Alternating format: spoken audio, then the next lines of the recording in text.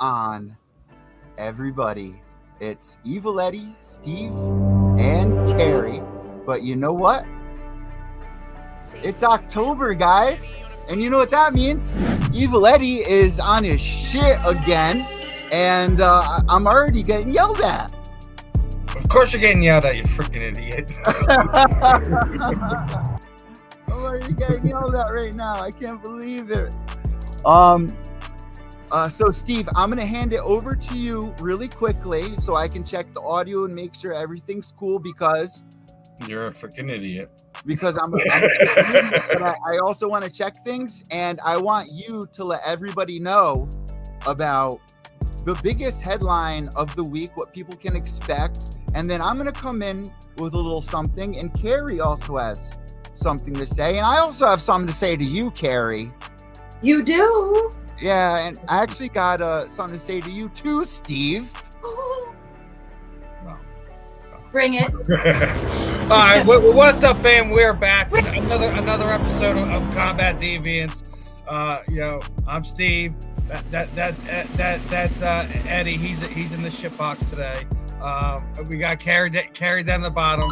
We're gonna have some fun tonight. We're gonna talk some BKFC 30.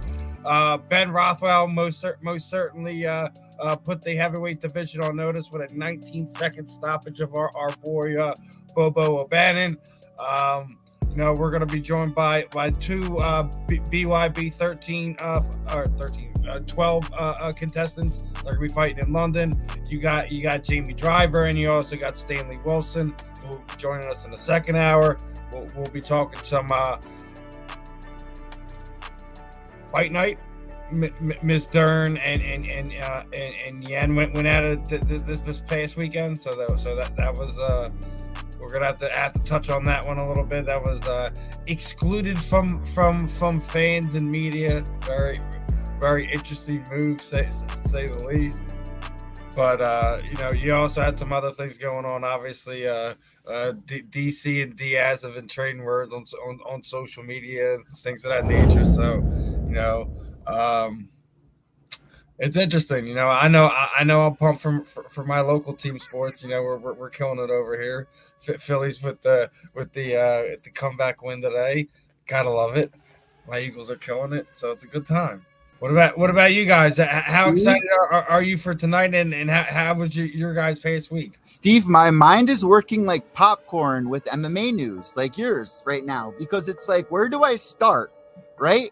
It's like, where do I start? I mean, it's Halloween, and in case you guys don't know, I mean, I kind of brought this as a surprise. This is one of the Evil Eddie bag of surprises. No one knows what the thumbnail is going to be, and sometimes they get yelled at for them. They're like, I didn't think this was a pros pick, or you know what I mean? This is the Halloween combat special, week 1, and I got a little surprised because what people like to hear, and I've had some really good interviews, are some ghost stories within the MMA scene. Some fighters have had some really scary ghost encounters, which if I can give a quick preview, Steve, I've had Justin Sumner here in studio at Pure Evil MMA, and I've also had the leader of Ammo Fight League, Carrie, help me here. Ammo Fight League, Mr.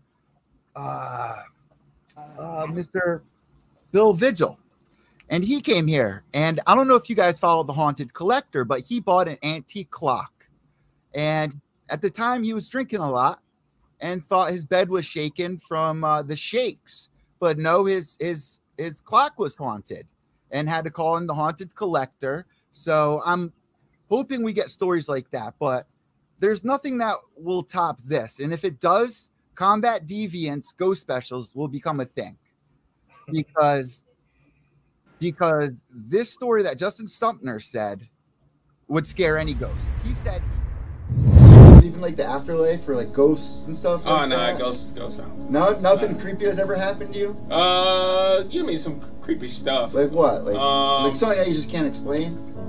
Well, like there's these so I love this shit. Yeah. Like I believe in spirits. So, you know, I mean, there's like energy. Well, energy does exist. You know what I mean? Energy, you know, travels through us and all that. And I believe that there's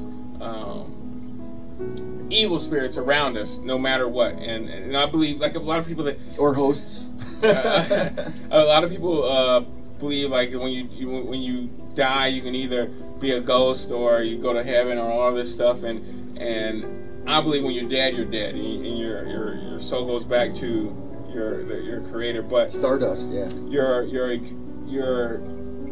There are evil spirits that are among us on the earth. So you know that's what I believe ghosts are. So I don't like to call them ghosts. I just call them evil spirits or something like that. But there was this instance where I was sleeping, and you know when it's called sleep paralysis. So yeah, where you can't move. You can't move. Wake up. You wake up. You're aware. And so one day I was sleeping. And I woke up and I couldn't move, and I opened my eyes and I look over to the side of the bed, and there's this figure.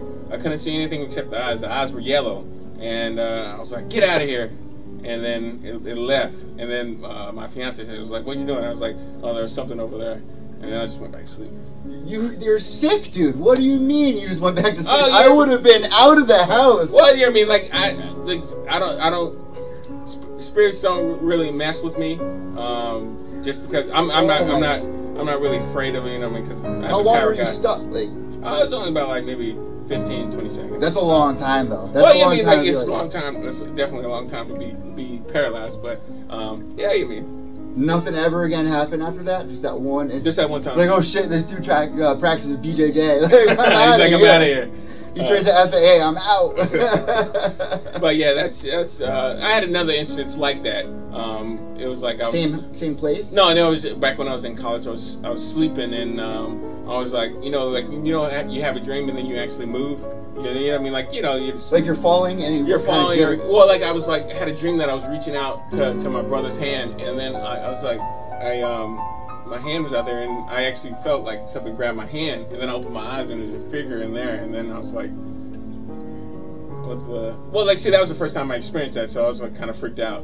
So this is kind of a recurring thing. Well, you mean not recurring? It's only happened twice. You know? That's more than a lot of people have to do.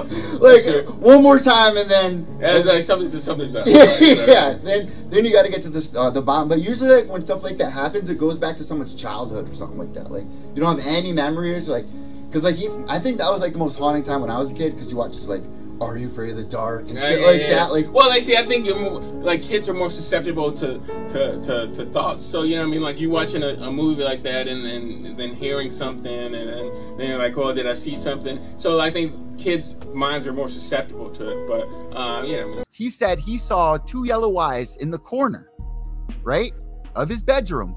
He looked over, saw them, fell back asleep. I said, okay. Woke up, saw him again, told him to go away. Dude, if I woke up, saw two yellow eyes in the corner, I'm in the hood. I think it's an alcoholic with alopecia or something. You know, I don't think it's a demon at first. Alopecia. Right? Like, with the yellow eyes, like, that's not a demon, dude. No, it's jaundice. Jaundice. That's jaundice, right? Is that what you were trying to say too, Steve? Nah, you had an encounter with a deviant, did you not? I would say that was a demon, demonic spirit. And, you know, everybody's had, I should hope, an experience with the spiritual realm. And that's what I'm hoping to do. I'm really hoping that me, Steve, and Carrie can get out and be deviants and bring kind of these stories out for people because they are interesting. And we want to know what you guys want to hear because we can regurgitate the news and put a spin on it. But there are some interesting stuff that hasn't been brought out, and deviants like us has been making a big splash. Carrie, I don't know if you know, we hit the top 10 and now I think top 13 in Ukraine, Steve, for our Blake interview still, which is amazing. I'm not surprised. Okay, Nate. Okay, Nate. Not surprised, motherfuckers. Not surprised. But you guys know how we like to usually start the show off. Make sure you guys follow us at Combat Deviants, like Steve said. But to add to that, we're thinking about making either posters, or if you guys have any cool ideas, let us know, especially if you like our logo. Carrie and Steve, what are your thoughts about our logo? I'm enjoying it. I like because it a we lot. want to do more giveaways, charity. Me and Steve were talking about it before. I'm Before into we that. talk about anything, I think this is something for the fans here, really quick, because this is the 2-minute mark here. So what do you guys think? Print out some posters. I'm into it. I think I love giving stuff. I still got a bunch of stuff to give away. I know, I gave away, a poster, and I also threw an 8x10 in there for our Twitter hitting 1K. But I still got some more posters. I still got some more 8x10. Clap. Steve did that. That's hard work that Steve did. Like, come on, Steve. That's a lot of work. That's a lot of work. But not only that, it means we're doing very well. And the only reason I'm wearing this Boston shirt right now, thank you, but it's got the Grateful Dead on it. So anyone out there that's Grateful Dead fans, October's here. It falls in the air. So we want to know what's some of your favorite walkout songs, because I don't think the Grateful Dead has ever been played. So what are some of the songs that are big bands that have never been played in MMA? Let us know next week and we'll discuss some of those tweets. I think that's something good to talk about. But this week's poll, Steve, what was this week's poll? Going back to it, man, did Big Ben Rothwell put BKFC's heavyweight division on notice with that quick stoppage of Bobo O'Bannon last week? Do you agree? Do you disagree? I guess we'll start off with Eddie, and then go to Kerry. How do you feel about that? Obviously Big Ben's one of the big names that's come over from the UFC recently. Obviously, Platinum Mike Perry's another one that's made the crossover to BKFC. Do you feel that with that, Bobo's been kind of one of those guys that's been right on the cusp of getting to one of those big fights to get to a title? Ben stops him in 19 seconds. You want me to start this? Because I'll go in. Yeah, go ahead, brother. I want to hear it. Everyone wants to hear it, Steve. Everyone wants to hear it. This is Combat Deviants, bro. We've been killing it. Like, I'm so excited about this show, and it's brought so much motivation, and I think that's exactly what Big Ben Rothwell is doing for BKFC. They love seeing these big names that they used to root for come in, make a big splash. Even though we love Bobo, he was amazing to talk with. But when you get a guy like that coming in for BKFC, I mean, Artem was fun, right? Artem was a lot of fun to root for. But dude, now it's getting serious. The heavyweights, and you can complain all you want. These guys are older. Dude, this is Big Ben Rothwell. He's not just good on feet. He's good on the ground too. So Bobo, Steve, remind people about Bobo. He's a knockout artist himself. Listen, man, when you that big and you in that division, everyone's gonna be a knockout artist at some point. Zach looked pretty good last weekend as well. The Undertaker, amazing fight that him and Diaz had. It was unbelievable. So, hold on. There's fans, Steve, that haven't heard it, and I'm one of them, because I was in bed with a pirate foot. What happened? What happened? What? You were in bed with a pirate foot. Yeah, dude. You want to see? For the audio listeners, you can't see. It's still black. I have a black foot, dude. Oh. Yeah. I wasn't quite sure. You said some Diaz is going to BKFC. Is that what you were saying? No. I was just talking about the Calmus's Zach or guest's other opponent. Oh, we had Bobo on. Oh, okay. I thought 3 weeks ago. We had Zach on. 2 weeks ago. It's hot, dude. It's October. I'm on my shit right now. I heard a different name. I heard Diaz. That's what I thought I heard too. Just to let you guys know, I'm just playing. I'm having fun with you guys right now. So y'all just got really excited because you heard Diaz's name. That's it. Oh, dude, leave me. You just heard Diaz and BKFC and you lost it. No, I'm dude, honestly, I'm sweating right now because there's so much exciting news. I really don't know where to begin, but I like where we started with BKFC. I like that we're interviewing these fighters. And what I really wanted to say, it's hard interviewing these guys, seeing what they're about, and then seeing them get knocked out. But with Big Ben Rothwell, he was saying he really never watched or followed the careers. And I believe Zach was saying he would never do that. He always studies. So do you think that was a big mistake on Bobo's terms, not knowing what he was going up against? I don't think he didn't know what he was going up against. I didn't think he did either. That's what he has coaches for. That's why they break things up and go over game plans and things of that nature. Yeah. Like, just because he physically isn't doing it, that doesn't mean that you know, it's not being implemented. I think what he was doing is it's mind tricks, right?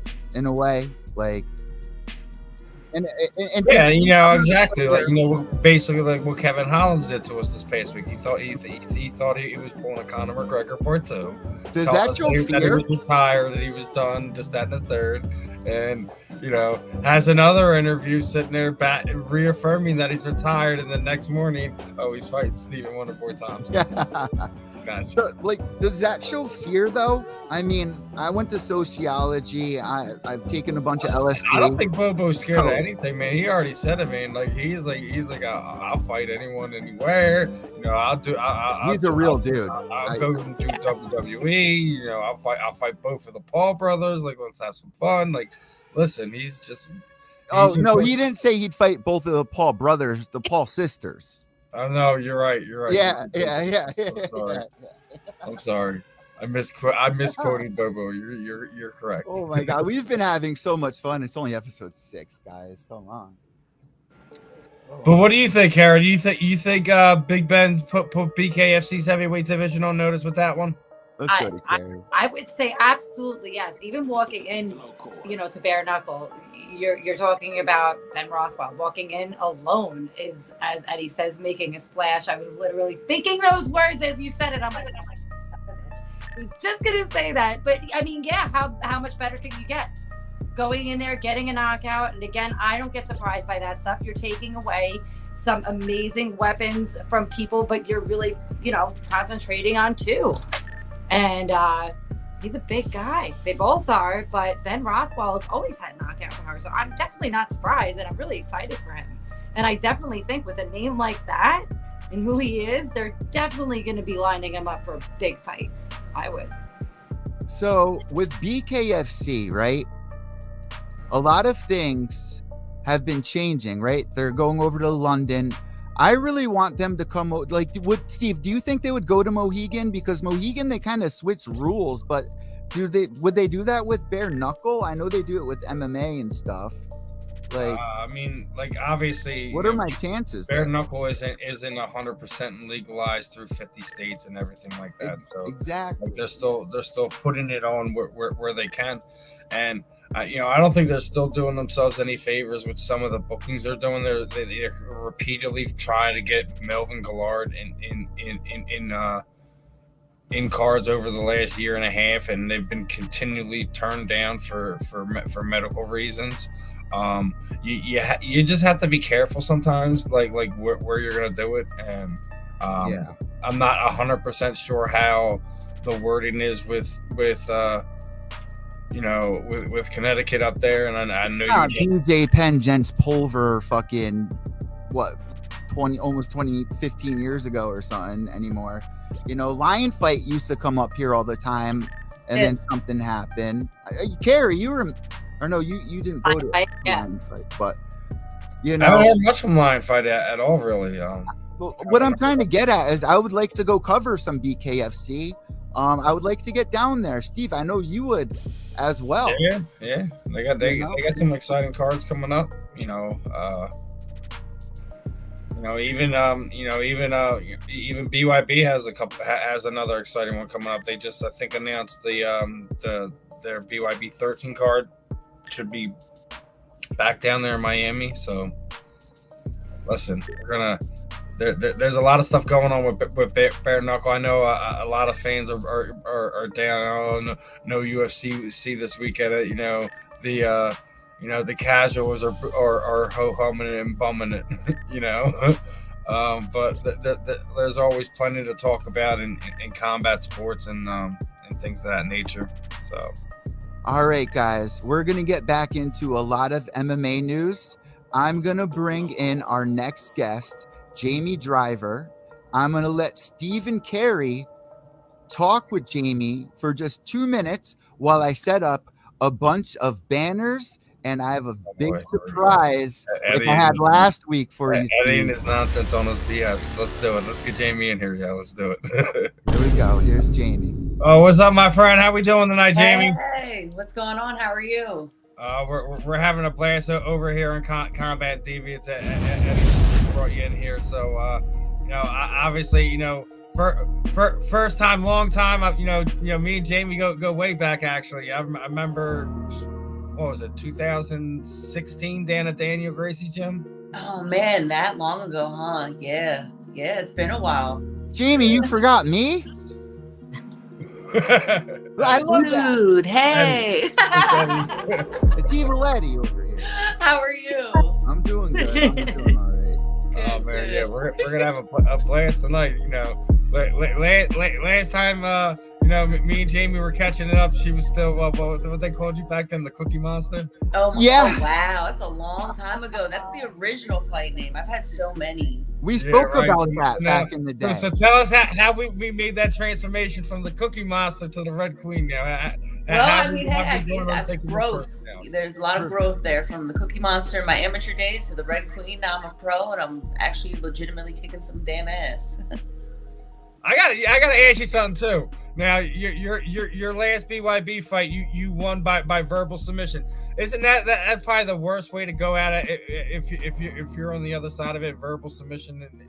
Is that what you heard? It was verbal submission. They just told me TKO, and I just didn't think anything of it. But I could have swore she said no, like she didn't want to continue. That's when I was looking on good old Tapology, it says verbal submission. Yeah. Really? Wow. This is okay. This is a first confirmation for me. So okay. Well, yeah, that's pretty bad. Jamie, I'm gonna reach out to my good friend Nolan King right now as we speak, and we're gonna get that fixed immediately. All right. It's not fixed. That's what it is. It's what it is. It's verbal submission. You gotta love it. Think about this in BKFC. It's either decision, KO, or TKO. Yeah. So if you're on the other end of that, verbal submission is all right, I'm done. I don't want no more. Yeah, I mean, I think at that point you should really question the misfit. With the misfit. I mean, I really like Taylor Starling. I think she's a great athlete, a great person all around.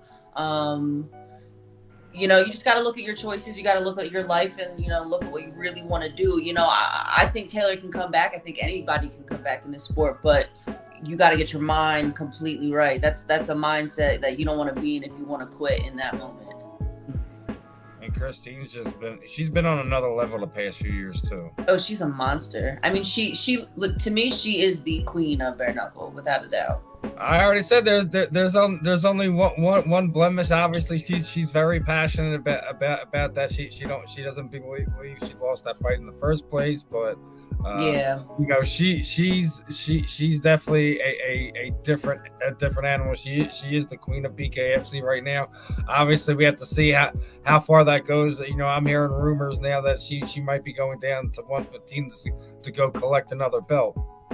Yeah, as far as I hear, yeah. I mean, I think that's a smart decision. I mean, if she can do it, go down. Because, I know they had originally talked about making a 135-pound weight class, but I don't think it ever came about, or at least maybe they're still working on it. So, I mean, I can see her doing that and taking over that division as well. So, good luck to her, man. I mean, if you can safely make the cut and do it and still perform at that level, absolutely go do it and solidify your legacy, so to speak, right now.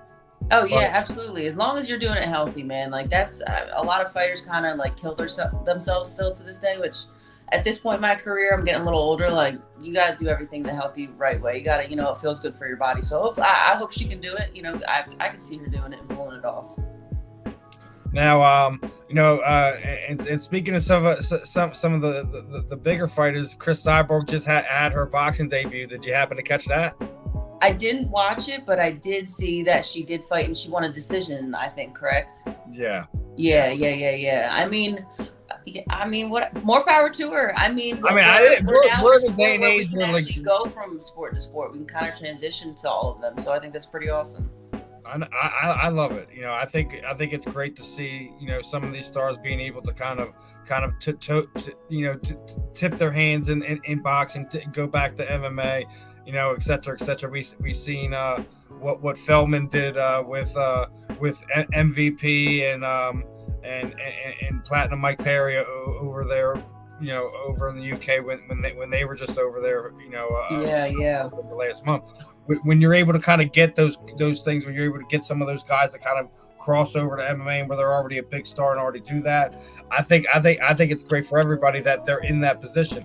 A lot of fighters kind of get stuck on that, when they get in combat sports, that you can only go with this promotion or this promoter, etc. And that's the only way you can make it. I like seeing a lot of the, not just that, you're seeing a lot of fighters create their own promotions. What Jorge's been able to do while he's still doing what he's doing. You're about to see, within the next few years, what Nate's promotion is going to be about. You see Khabib, what he's doing with his things. I love that a lot of these I guess I would say higher level MMA stars being able to go out and promote and be on their own and build their brand as well. I think it's great. Yeah, definitely. I definitely agree. The more promotions worldwide, the better. The more opportunities for more fighters in these states. I mean, I've been doing this. I've been fighting for 10 years, and from the 10 years ago, especially as a female fighter, I mean, it was hard enough to get into gyms, or I mean, even if you do get into the gym, it just isn't the same as today. There's a lot more gyms, which it gives a lot more opportunities to people. So I'm excited. I'm excited to see the growth of all combat sports. I guess Eddie wants to know, does Jamie still eats cookies like a cookie monster? Yes, I do. What is your particular brand? Is it Oreo? Is it Chips Ahoy? Man, I'm like the pure fat kid. I have no choice and no preference. It's just whatever looks good at that moment. Oh man, I'm definitely a mega stuffed Oreo guy at this point in time. Oh, nice. Double stuff the mega stuff. I haven't had the mega stuff yet. Maybe something we got to get you to try that one after this next one. And speaking of which, obviously, let's talk a little bit about this fight here. Obviously, you're going over to UK, over to the O2 Arena. Is that kind of a check mark one of your fight destinations? Absolutely. I mean, one of my biggest goals and dreams was to use fighting to travel the world. And I'm finally, this is my first, step into that world. So I'm really, really excited about, kind of checking off, a dream of mine, and to continue, doing it. This isn't just my first and last time. I know I'm going to do it again and do it overseas, and I can't wait. So I'm really, really excited for this opportunity. I know it's definitely a big one. O2. I was just talking to one of the other guys last week, and that's kind of his backyard, his stomping ground. Is O2 Arena is always one of the premier places to go. Obviously, you get to check London off the list. Are you gonna go out there a little bit early to kind of sightsee a little bit and see what you can get soak in while you're over there? I'm gonna try to. I know I do. I might have a day or two to kind of spend, walking around and seeing the sights. I mean, that's at least my plan. I mean, you got to see something out there. Got to, work and, mixing a little bit of play. Yeah, you have to keep it loose while everything's going on all at the same time. Obviously, you have your mind set on a goal. Make weight, do what you have to do, and then when it comes time to get in that cage, just let them fists fly. Has my mic been on mute?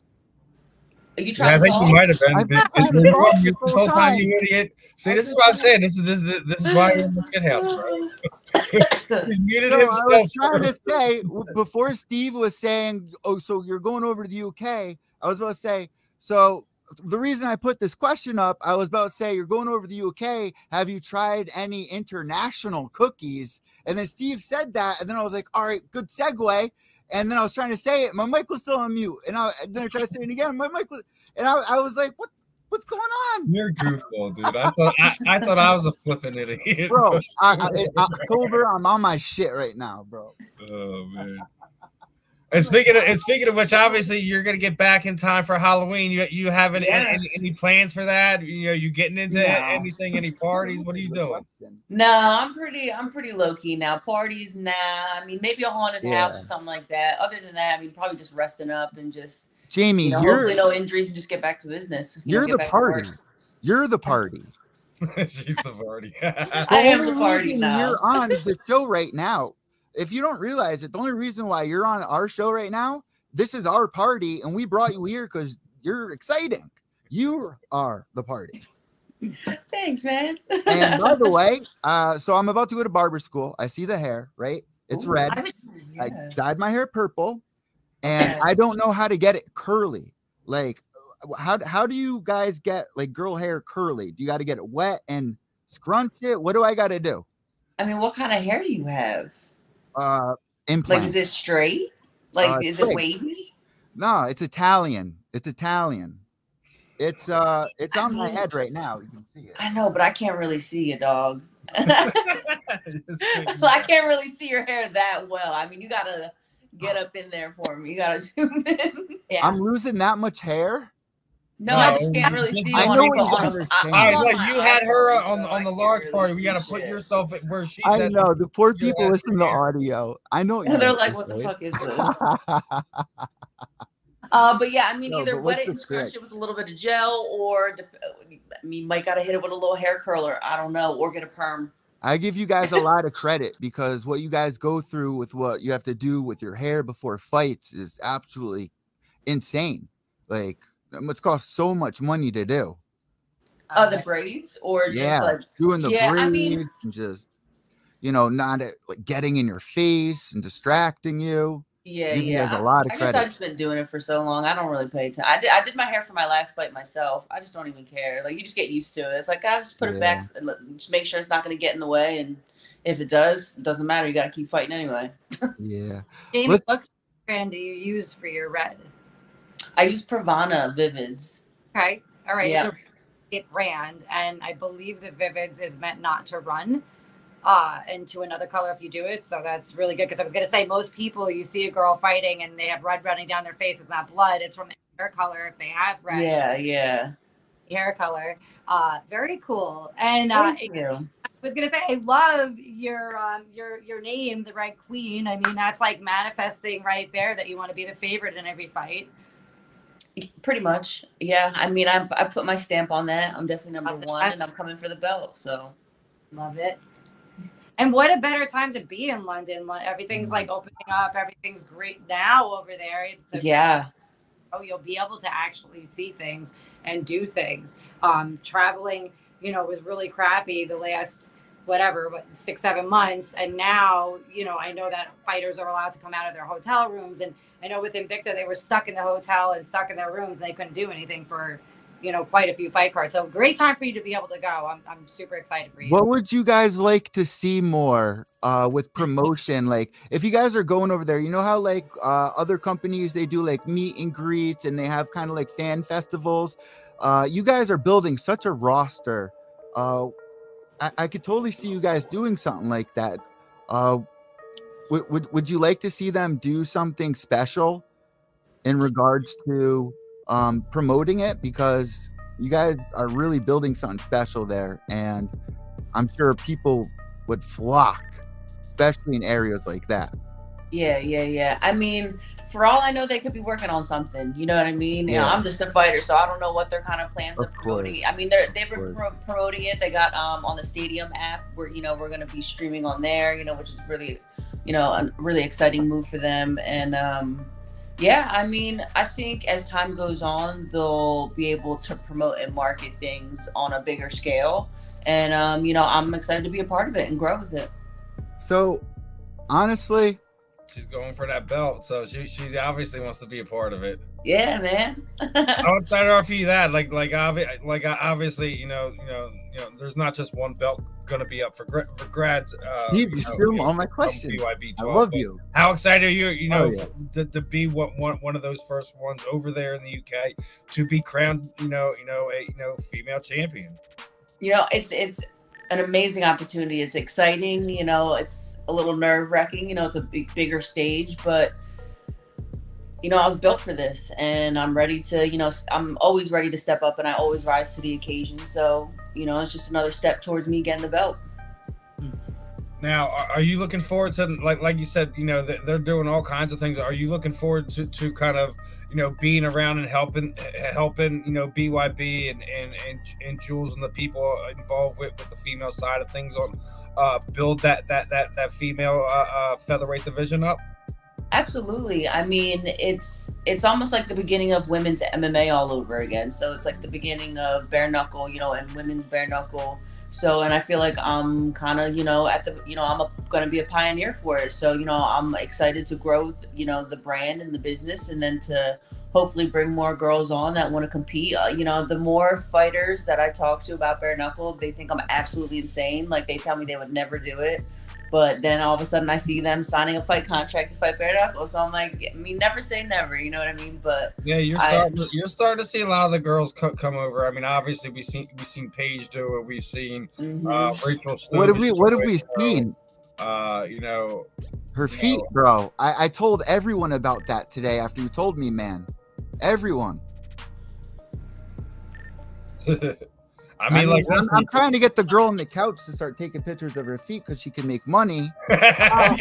Yeah, dude. When you got when you have somebody like Felice could go. Wait, come here. She looks like Paige Van Zandt. Dollars off of feet pics. It's a rough out there for a pimp. If I told them this was Paige Van Zandt, tell them like here's Paige Van Zandt. Here's her feet. Come on, I'll make it happen, Phil. Yeah, you're right. She did. Yeah. All right, there we go. Now I see you're on that train too, Jamie. What made you get in on that? You just sick of the idiots in your inbox and be like, here's this. Go leave me alone. No, she was telling me she got her feet done, and I was like, oh, man. I was like, I know a girl made $1 million off of her feet. A lot of money off that shit. There's some freaky dudes. I don't know why though. Jamie and Carrie, you probably get a lot of weird messages. What are some of the weird messages you two get? That they want me to punch them in their dick. I mean, I don't know. I'm sure a lot of girls get the same messages. I kind of just delete them. Half the time now, I just don't even want to open them because I just know they're fucking stupid. And I just can't. I didn't mean to send you that message. I'm sorry. Or I just get dick pics. You know what I mean? It's like, here. I know you didn't mean to. It's okay. I let it slide. So I rather get dick pics than what I get, and I'm straight. Wait, say that again, Carrie. I get constant messages from chicks. And I'm like literally hoping it's an interview or something. And I open it. I'm like, I'm not into that. I'm sorry. I'm like, sure, it's nice. I don't know what to say half the time. And then I leave because it's not for an interview. Yeah, you're like, well, not a job. Yeah. Damn.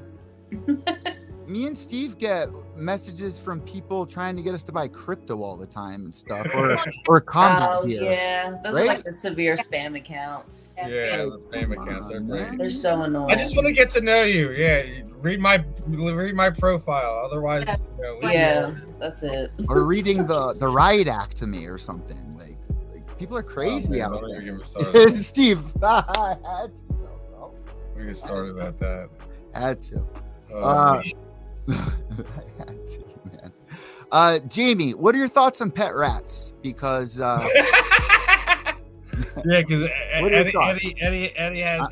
There is no fucking thought. Immediately, no. I mean, more power to anybody that wants to do it. For me, if you met ain't no motherfucking rat in my house. If you had to domesticate a wild animal, which one would it be? Ooh. Something in the jungle.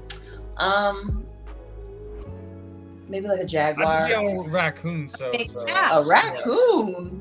I want like a jaguar or something. Behind my house. I want to walk a lion down. We've been tearing up the trash for a month, so we just gave up and started giving him leftovers, so he stopped tearing up the trash. Like a tiger. Nobody's gonna mess with me. Like. But Jamie, what if you met like a 9 or a 10 like me, and I had pet rats? See ya. Must enjoy your pet rats. Have fun, sir. But I might be a 9 or a 10. But at one point, I had 122 or 26 rats. What? Yeah. Nah, there's like a mental health condition that I'm no, not sure that's called the movie The Gremlin. Batman, like the crazy cat lady. No, that's guys. That's from the movie The Gremlins. That's what you're talking about? No, I actually lived the real life movie The Gremlins with rats. Oh, do you like rats? I bring this up every episode, huh? It definitely does. So because he has pet rats. I mean, like I said, more power to you, but like, yeah. I only got 4 now, but it got out of control. We're in the middle of an interview the one day, and all I hear is rat fight. Yeah. He runs off of air. It's great. The freakiest pet I like that hairless cat. They're weird. From Austin Powers, Mr. Banks. Oh, those naked cats, yeah. Yeah, they're naked cat ones. I'd probably get one of those. Like if I had to get a weird ass like animal, it'd probably be that thing. Right? And it's like they're kind of cool, but they do feel weird. My pitbull, I'm good with that. Seem like they just sketchy. Yeah. I'm not a big cat person though. Anyway, I like dogs. I like both. Really?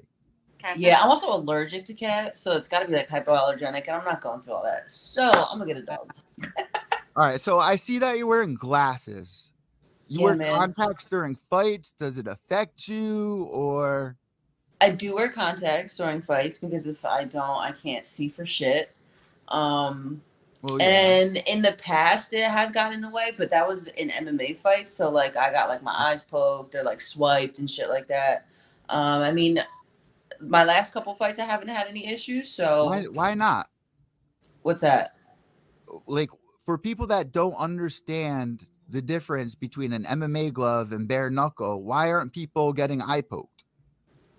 Because they're actually keeping like their hands, like they're not like hands closed. But don't get me wrong, like I'm not gonna say everybody does. Because I know there are some people that have like poked people, but they're just doing a better job of it, you know, because MMA fighters got comfortable with the old rules of you could keep your hands open, and it is a hard habit to break if you've been doing it for a long time. But that leads me to my next question.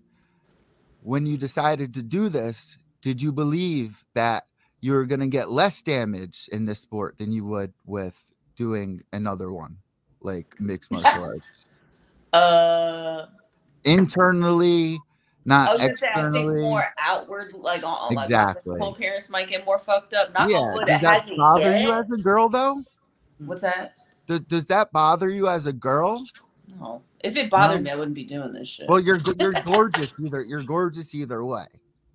Yeah, I really, you know what, I'm living the life of a fighter. I'm not, I know, as a girl, it's like, oh, you got a pretty face. Yeah, that's cool. But like, I like to fight. And if I'm going to get scars from it, so what? At least like I know what they're from, and I'm a bad motherfucker. So what's up? the thing that scares a lot of fighters, and we see it a lot, when cuts get opened and opened and opened and opened over and over again, Steve, you've seen it, Carrie, you've seen it. Yes, like, it just always worries me when I see that fighter coming into another fight. But have we seen that in bare knuckle? We really haven't seen that much, I don't think. I haven't seen a cut be reopened, but I've seen some nasty cuts. Yeah. But I mean, that's kind of comes with the territory, so. Let me give it to one of these guys, but I definitely got a spicy one here coming up with the bag of treats I got for Halloween. Jamie, so, don't mind Eddie tonight. I'm just the producer. What do you got for Jamie tonight? Are you going first, Steve? Or no, go ahead, Jamie. Or go ahead, Carrie. All right, Jamie. What's up? What's your best way about going about a weight cut? Everybody does it differently. Everybody has their own fashion about going, especially being a woman. It's a little bit difficult or more different for us. More different. It's a little bit, a little bit more different for us than it is for a guy. How do you go about that and being able to do it safely, get in a cage, ring, and fight and be in shape to be able to fight? Because people sometimes look so depleted.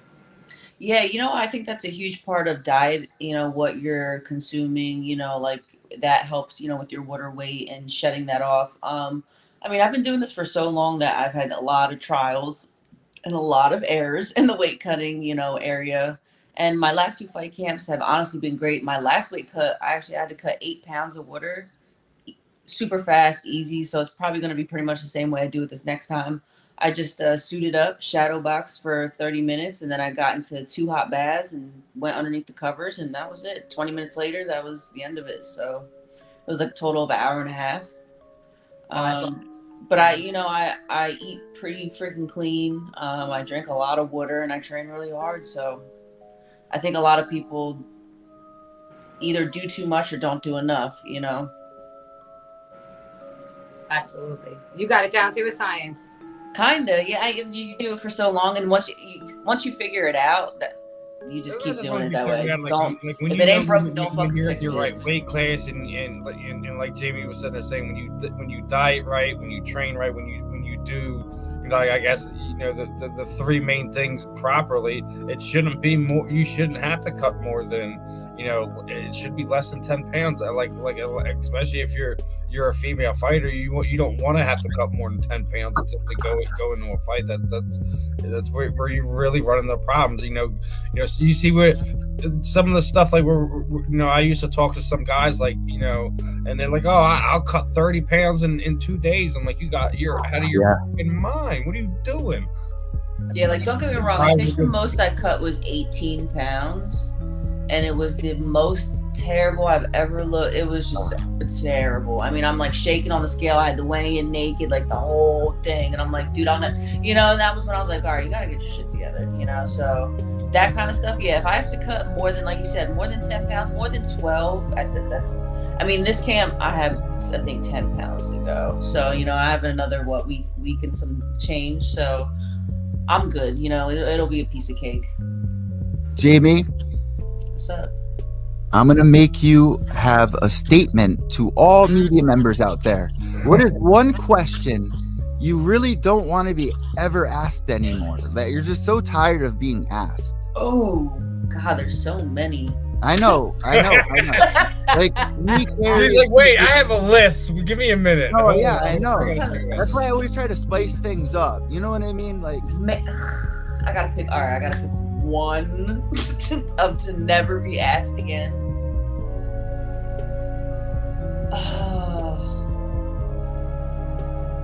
How do you do your hair? Like I asked. I mean, it's pretty easy. I do it myself, so I've been doing that. I asked you that before, remember? Yeah. I don't know. Probably I know I shouldn't get mad. It's just annoying because then I gotta explain. But when people ask me what my nationality is, or they want to play the guessing game, and I'm like, I don't want to do this shit. Yeah. Well, I got sad news for you. What's up? I like that. So, I got a little trivia game coming up for Halloween. Oh no, okay. But it's at the very end, and it's really quick, and it's really fun, and it won't be torturous. But if you lose, you have to take a finger off. We have Bree joining us, our other host. So I'll be able. Are you gonna come get it? Oh, Brittney's here. If we could, I messed up, Eddie. I messed up. So you're not the only one with his head. But can we bring Bree in, and I can produce now? I mean, yeah, and I can hop back in and stuff. Go do your job. Yeah, that sounds good. Because I'm supposed to produce the show, and, Yeah. What do you want to do here? What do you mean? What do you just bring her in? That's just freaking go. It won't let me. It won't let me. I'm kicking you all out. He's kicking us out. Later. Oh, Eddie. What's up, Brett? Now we're all here. Eddie's running away again. I'm just excited because hey, Bray, it's been a long time since we've talked, maybe a couple of weeks, right? Oh yeah. Hey. Ready? Hey. So happy to see you. We got one of the best here. We got Jamie Driver and Carrie, Steven, but not me. There we're the I'm just being silly tonight, Bray. I know. You are. Are you gonna get through your trivia questions before we let Jamie go? Oh, Jamie, you have to go. Yeah, man, I gotta get some sleep, bro. It's an hour past my bedtime. Trivia questions. All right, Okay. Here we go. Oh man. Bree, you're not allowed to answer this round. Wait, because there's another one for her. Okay. So I have one pick for everybody for Halloween to watch for kids, right? Mine is Goosebumps, The Haunted Mask. If you are a little kid and you want to watch something, no, it's Nightmare. What would you recommend? Always Nightmare Before Christmas. Well, Leave it alone. well, For the kids, it's always Nightmare Before Christmas. Stop playing. What if you are the Skeleton King? Then I'm the Skeleton King. Let's be that. I'm having crisis identity over here, huh? Yeah, Jamie, what's your go-to? Are you big on this or? So what kind of movie for a kid? Yeah, because Bilal Muhammad told me he's petrified of Chucky. Really? Yeah. I love horror movies though. So like I grew up on Michael Myers and Chucky and It and Candyman and shit like that. I love them all. Oh, so like all my kids are gonna watch all that shit. What was your favorite as a kid though? I don't know. Remember like Monster Squad? That was so mine good. was Freddy and Friday the 13th. I don't know why. Ooh, Yeah. Freddy. Yeah, that fucked me up. That would scare the shit out of me. Right? Freddy. So I never wanted to go to bed. I was like, absolutely not. What about you, Bree? Who's your Halloween go-to? And Bree, you might as well answer this one. You might as well. I don't celebrate Halloween. You don't celebrate Halloween? She's like, nah. No. So what's a movie you would recommend anti-Halloween? The Origin of Halloween. No, I want to go watch it. All right. Carrie, final one for you, because I've been to your apartment multiple times, and your whole apartment is Halloween year round. Yeah. Shoot. So funny. I live in a fucking haunted house. Wait, you're at some guy's house right now? Did I just say something crazy? So much. I have like skeleton rats and shit. That's the only rats I will have. Actually, as a kid, oddly enough, my favorite fucking movie was Poltergeist. Oh. As a kid, that movie. Don't know why. Weird. But a great anti-movie for Halloween would be the Bible, the miniseries. Great fucking. I've been reading the Bible lately, actually. I like the new app. It's called like Chosen. So Okay. Yeah, if you're into it, check it out. It's like interesting. It's Bible stories that are like grabs your attention. All right. Now, I know we're gonna get ready to wrap this one up, Jamie. What we typically do here at the end is kind of throw the proverbial microphone over to you. Did I miss the whole show? No. We still got another hour. We're just wrapping up. He's already been on with us for more than 20 minutes. I had questions for Jamie. What? Go right ahead. Go ahead, Bray. Go ahead, run on. What is going on? Like, hi, how are you? Hey, first of all, nice to meet you. Nice to meet you too. I'm super like, I want us all to win, all us female fighters. So like, yeah. So I just had a few questions regarding kind of your fight journey. Why fighting? I was always an athlete growing up. I played field hockey for 8 years, and then lacrosse, and I did some track and field and softball. And then when I graduated high school, I just kind of didn't have like a path because I didn't go to college like everybody else did. I kind of just took a year off.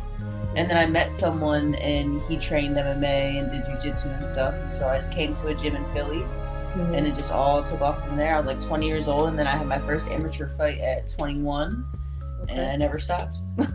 Hey, okay. And And then, so you do like the bare knuckle, you did some MMA. Did you do some boxing as well? No, I just did MMA. I did a kickboxing and a Muay Thai fight before, and then now, I'm doing the bare knuckle boxing. Oh yeah, you're one tough cookie. That's one thing I won't do. They've been trying to get me to do it. I'm like, yeah, it's a no for me. I went to one fight and I'm like, everyone kept breaking their like face or hands in the first round. And I was like, yeah, it's a no for me. I mean, if I had to choose, I'll break my hands any day. I hope, I'd rather do that than my face. So that's what I'm trying to keep it at. Yeah, your defense game has to be on point. Like, yeah, you have to. How is it? Like, I'm always curious. Like, is it more intense? Like, is it? I don't know. No, it's still the same training. It's just like regular boxing training. Like, I train with all professional boxers. Okay. It's just I just have to be, I have to remind myself that we can clinch, and I don't have gloves on. So you want to be more precise with the way you throw your punches and turning your hands over and stuff like that. But other than that, the training is just all the same. I just got to be, I got to remind myself, you don't always have to throw with power. It could be a lot of speed, like touching and stuff because you're going to break your hands if you do. A hard no. But I wish you the best. Thank you very much. That was all my questions. That was so cool. I've never seen that happen before. Ever. What?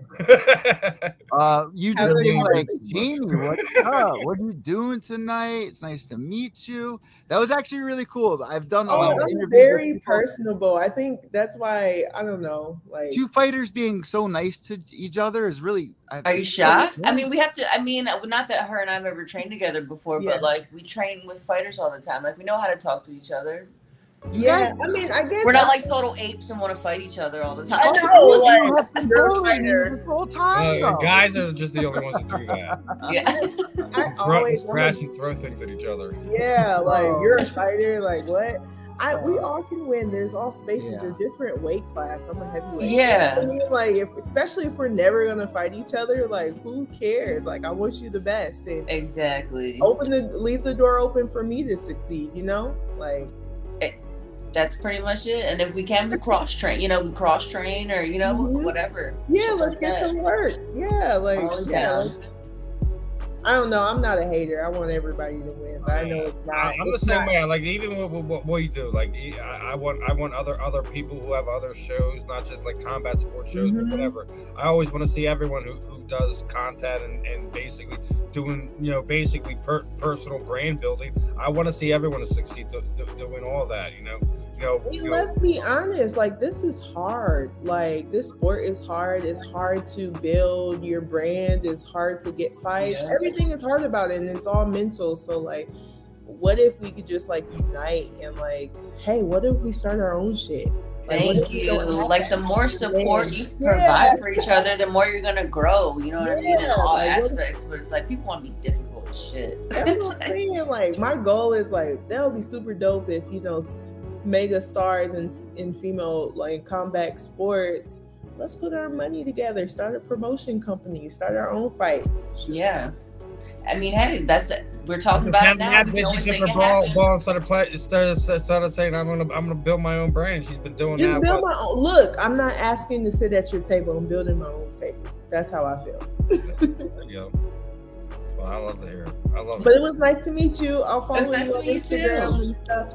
Yeah. We definitely got to connect y'all two together in some way, shape, or form. Maybe like y'all said, y'all got to cross train at some point in time. It's just. Like, no doubt. Always fun to connect the female athletes together. But I know it's getting late there for you, Jamie, and we're up against that time that we were going to let you go. How we do it, we typically throw the proverbial microphone over you. Anyone you'd like to thank, training partners, teammates, shoot out the social media sites, any sponsors you might have, anything you're doing outside the cage, you want to let people know, the time is yours, my friend. Just want to say thank you to my coach, Derek, and my team over at Derek Santos Boxing in Boca. They've been such a great support system throughout this time. Just helping me level up in all my skills and just mentally and physically and life all around.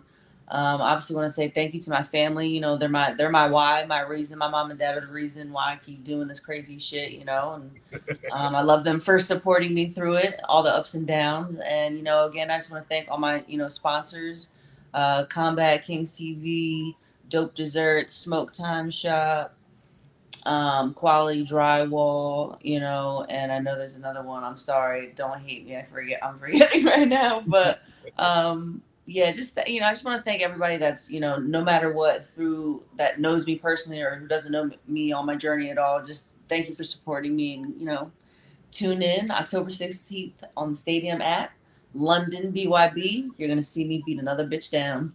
There you go. Well, as always, my friend, you know, best of skill in the upcoming fight. You know, can't wait. You know, BYB 11 over there in London. Make sure you guys are tuning in. You're gonna see not one but two female fighters get crowned champions that night. It's gonna be a great card. The guys are gonna be thrown down. We're gonna be joined by Stanlee Wilson at some point in time in the second hour. Jamie, it's a pleasure. Enjoy the time. Best of skill, and we'll definitely have you back on here again at some point in time. Thank you so much. Thank you, guys. Have a good night. All right, everyone. That was Jamie Driver. This was that was a fun one. You know, we got right in here now. So now we got the closed fist. Now we're gonna start knocking people around. Bree, I'm so excited that you're here. Last time that we left off, actually, it was on such a good note. What have you been up to since the last time that we spoke? Because you were in such high spirits, you were so motivated, and we were talking about how hard it is to keep that energy, and that's something I've really been battling with. Is that something that you're battling with, or what are you doing to keep that going? Because you always have to keep preparing for a better and a better opponent, and I just gotta prepare for tomorrow.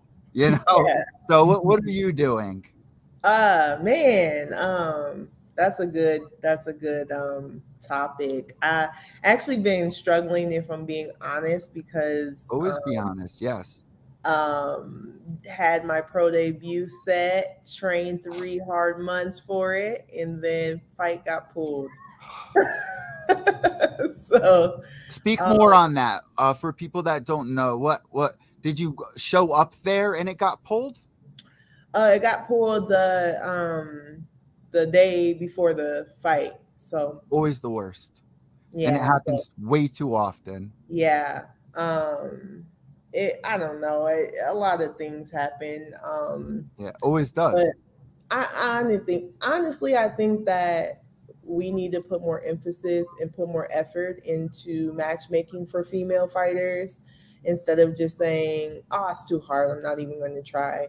I honestly think that what it comes down to, because everybody else had a fight. And so one of the reasons why I've been getting a lot of the BYB fighters on there, because they literally just hired a female coordinator to kind of help build their female division. So it's like it's important to not just know, have a matchmaker that know what they're doing, but having a matchmaker that also knows the female division inside of it, not just somebody who's just one of these typical guys that they wind up throwing in there that somebody's buddy at the gym or somebody like that. It's just, you always get somebody in the wrong position when it goes there, and it's not like it's their fault per se, but not everyone knows the full scale of everything you have to look at.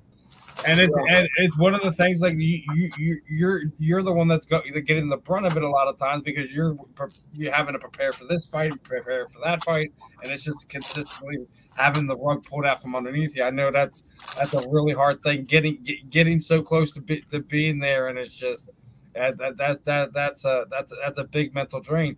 And we talk about it too. Like you guys were talking about that, and we see it in other sports now. It's becoming more and more prevalent, like that, the whole mental aspect of everything, and it kind of wearing down and ripping you down.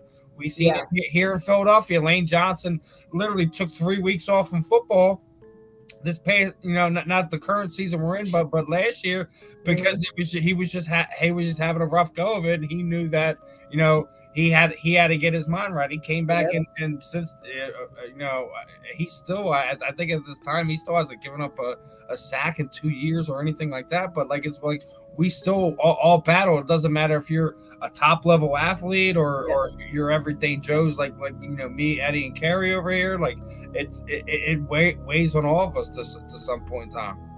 Oh yeah, definitely. Mental health is so important. I think it's just I myself, I'm grounded and I practice wellness, so I think it was a little easier for me to bounce back. But oh yeah, it was very hard. I took a few weeks off. I was like, I can't.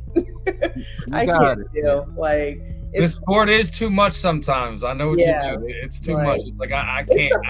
I can't with combat sports right now. We need to take a break. We need to take. I just need a pause. Like, everyone, just pause, because I can't. Like, I don't. It's to the point where my agent, I was like, nope, send me sure deals. Like, I don't Carrie, no more. Carrie, I'm gonna steal this question from you really quick. Bree, what's one thing that you would really like to see more from like the media that would help you and other fighters' careers and promotions? What's one thing that like we could do to help you guys? I mean, just continue to have us on the show, promote our fights. Shoot. I mean, I'll just say like this right now. Media just needs to do a better job of covering sports as a whole, not just the men's side of things with the same thing. Like, not just like when you know, you see, you know, females combat sports covered. If it doesn't have Ronda Rousey's name on it, Amanda Nunes' name on it, or somebody like that, no one pays attention to it. And I think it's freaking nonsense. Yeah, we still have great fighters up and down the division weight classes, you know, and the same goes for boxing. And you know, for most people, unless you know Amanda Serrano and you know Clarissa Shields, but then start to name me somebody after that, you start. It gets hard. Question marks. But it's a lot of those. Who's the hot blonde? Like, I mean, that's what it boils down to. Carrie, leave Carrie alone. but also you got to think about it like this. That's not just the media, but that's also the fans being lazy and forcing that out of you. That's also a lot of sports media being bought and paid for it, and they're only agendized to really cover X, Y, and Z, and they're not going to really do anything after that. And we've seen that a lot of, you know, people were bringing up you know, stuff going on with like you know, not a lot of sports people really bringing up the nonsense that Brett Favre was going on, and like bringing up some of the stuff that went on with some other athletes, like what happened to Jameis Winston right as he was coming out of college. You know, the stuff with him stealing like seafood, when we're talking about X, Y, and Z, and it's like one of these things. Like, a lot of times it's because these media companies are saying we're covering this, we're only going to cover X, Y, and Z for this, and that's all they're going to cover. And a lot of people let, you know, the general public let media get away with this, just dictate what we're being told. When instead of actually looking at this, if you really actually looked at it, the thing with Brett Favre has been actually going on for almost 7 months now, and we're just now complaining about it. It's been going on since at least April, to my knowledge. I thought it was earlier. I think it was February, but it's one of these things. Like, how do we wait this long for let this thing to go on? And it's us. We allow it. It's been, you could have Googled it back then. But so you can simplify it. I mean, it's so simple to me. You support your local fighters, right? That's just always all you can do, right? Include female fighters into that bunch. You know, start going to those fights. Start really learning them and getting to know them and what they're needing, because the reason why we don't have a lot of exposure is because we're in freaking struggle mode. You know, it's hard for us to get sponsorships, endorsements, and things like that. So, you know, it's just kind of help. You really got to help us build this sport up. Bree, I think me and you were actually talking about something very similar to similar to this about when it comes down to females and the way that females are promoted in this sport. Yeah. And Steve, you nailed it with that right there, man. You're absolutely killing it with questions this week, man. Well, no, I mean, Thank just you like for bringing that up. the way that media has been kind of brought up, groomed, and kind of put in. This is how it's going to be put out. Yeah. And like Bree was talking about, like the only thing like the everyday Joe can do is go support your local fighter. Go, you know, make sure you're going to that, basketball freaking hall for these guys to put on an event in front of 300 people. If you don't support them when they were at maximum capacity at 300, you don't deserve to be sitting there saying that they're fan when they're filling 3,000. Right. Well, you gotta understand that this is a business, so I get the business side of things too. So I understand where promoters are coming from. It's like, listen, can you sell? Yeah.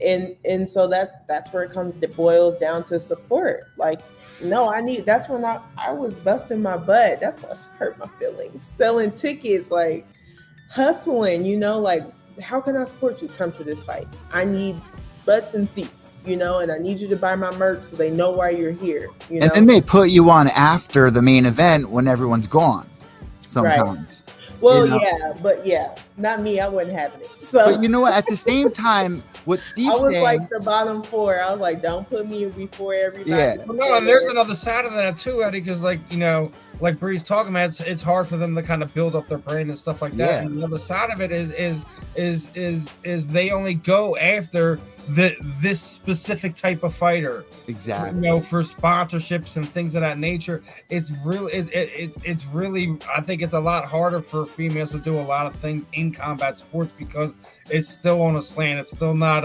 you have to be a YouTuber fighter. Not as Thanos says, it's still not perfectly balanced. It's not there yet. That's true. Yeah. And you know what's another thing too that's like you guys were just talking about? It's also one of the most beautiful things to me about this sport when you sit there at a grappling match for 3-4 hours sweating your ass off as a media member, seeing these young kids, and then 6 years later, oh my God, Dana White Contender Series, they got the contract and they blow up. Have you seen a lot of people change over your career, or have you seen a lot of people stay humble?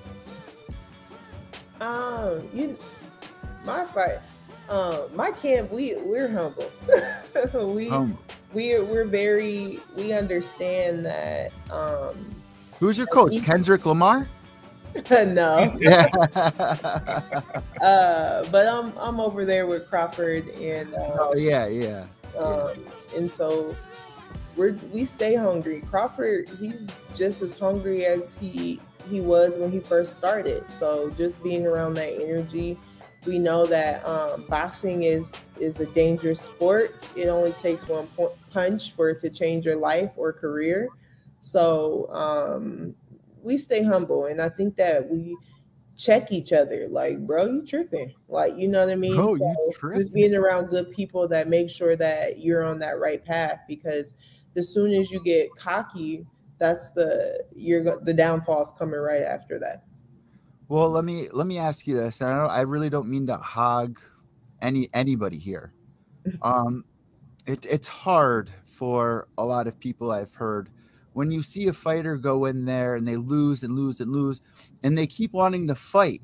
Like I wouldn't find any reason to tell them to stop, right?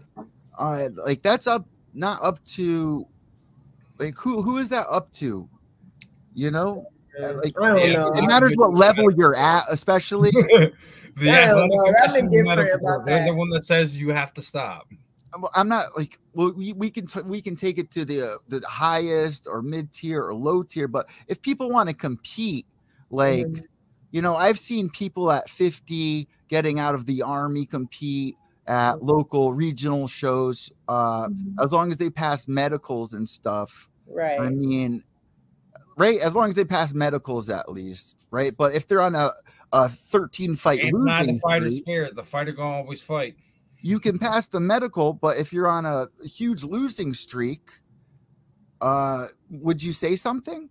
The commission normally does, but oh, do they? The commission would. I'd be like, hey, there's so many different aspects to the fight game. You can start commentating. You can start, being a coach. There's other lanes you can be in. To me, I got a game plan already. I don't plan to fight for forever. So you would be an amazing commentator. I could see you doing that. Do you have plans for after that? I know you do. I can tell. Well, with all these promotion getting up, I mean, I hope they hire Bree as like a color commentator or something. They really don't see my gifts. That's what makes it very frustrating, because I just feel like, am I invisible? Like, because did you see the? Oh my God! I spent 3 hours making you a promo video that you had to have seen that highlighted everything amazing about you. I got to share that more to people that didn't see it, because send it to me again. I will, because it really inspired me. I showed my mom. She was like, wow, like I don't understand. Yeah. I look in the mirror and be like, I got it. I'm the total package. And then I get treated like, maybe that's what we really do need to do more, like stuff like that. And we're here, and we're gonna do it. I promise you. We're here. We already did one for you. And I feel like I can fight and commentate. A lot of people are doing it. Michaela Mayer is doing it. But just opening up space for other women. You know what I mean? I feel like they want a certain type of woman as the face of women's boxing, and just opening up opportunities for all of us to have those, because there's other talented individuals as well that deserve to have a platform. That's all I'm saying. I mean, you see, like they have Pearl Gonzalez. She does stuff for like Game Bread, and I think a couple other boxing in combat sports promotion under UFC Fight Pace. So and she's doing both boxing and MMA. So I have the controversial question of the night. I don't know if any of you. I was gonna have controversial questions. Okay. Yeah, I don't know if any of you had any, but I got one.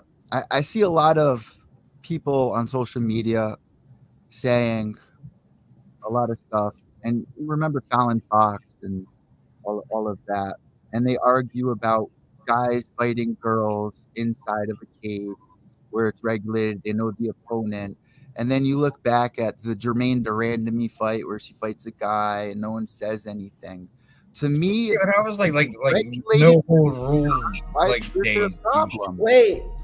What? This is new to me. We'll rewind it. They're fighting. Wait, you didn't know Jermaine Durandamy was in an underground fight and fought a dude? And destroyed him. My God.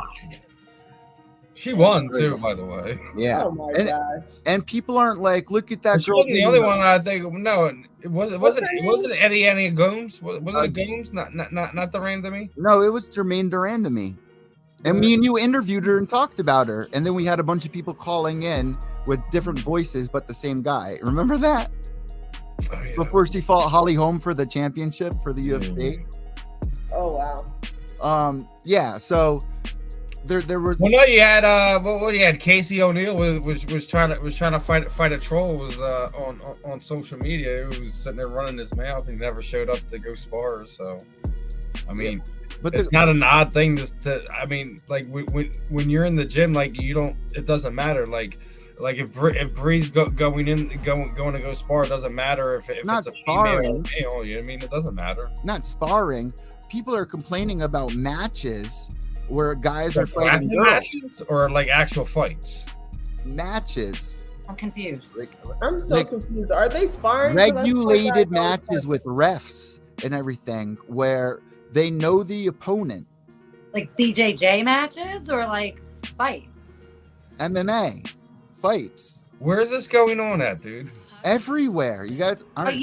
So I asked this without like. Let me just say Fallon Fox. Okay, so that's what I was gonna say. Can I actually bring something up? Yeah, no, let's leave Fallon Fox where she belongs. But as a thing, if you know that say for instance, you know that you're fighting a male, and you know it's a male and you're a female, you have the right to say no, right? Just say no. Why would people complain? No one complained about Jermaine Durand and me fighting the guy. They both agreed on it. Jermaine knew she had a. Even the lunch lady that fought the karate hot, was it the karate hottie back in the day? Yeah, that was the karate hottie. Yeah, like things like that. Like if people agree on a fight, I don't think there should be an issue on it. Is my point. So this is my personal opinion, and I've been talking about this for like ever. There needs to be a trans division. That way, it's fair for everybody. I have a friend who is fighting celebrity boxing on the 15th. He's a transsexual and he's fighting a biological man. Why not? It's there's a lot of them out there. He wasn't he's a man, but he's going to be in there dressed as a woman fighting a biological man, which is exactly how it should be. He's like, why should I fight a woman? I should be able to fight a man. I was a man. I'm not going to get in there. And he's like, my friend Brady is beautiful, but he's fucking jacked. Like, he's fucking jacked. He couldn't get in there and fight a girl. Get in there and fight a guy. I have a lot of respect for that. Don't we have enough freak shows in combat sports that we really need to entertain? It's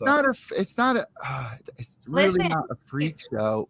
These people have a right, if they want to be able to compete, but they should have the right to be able to compete against each other. And he's fighting for that. Choose the opponent. But only trans, that is his biological, what he naturally was.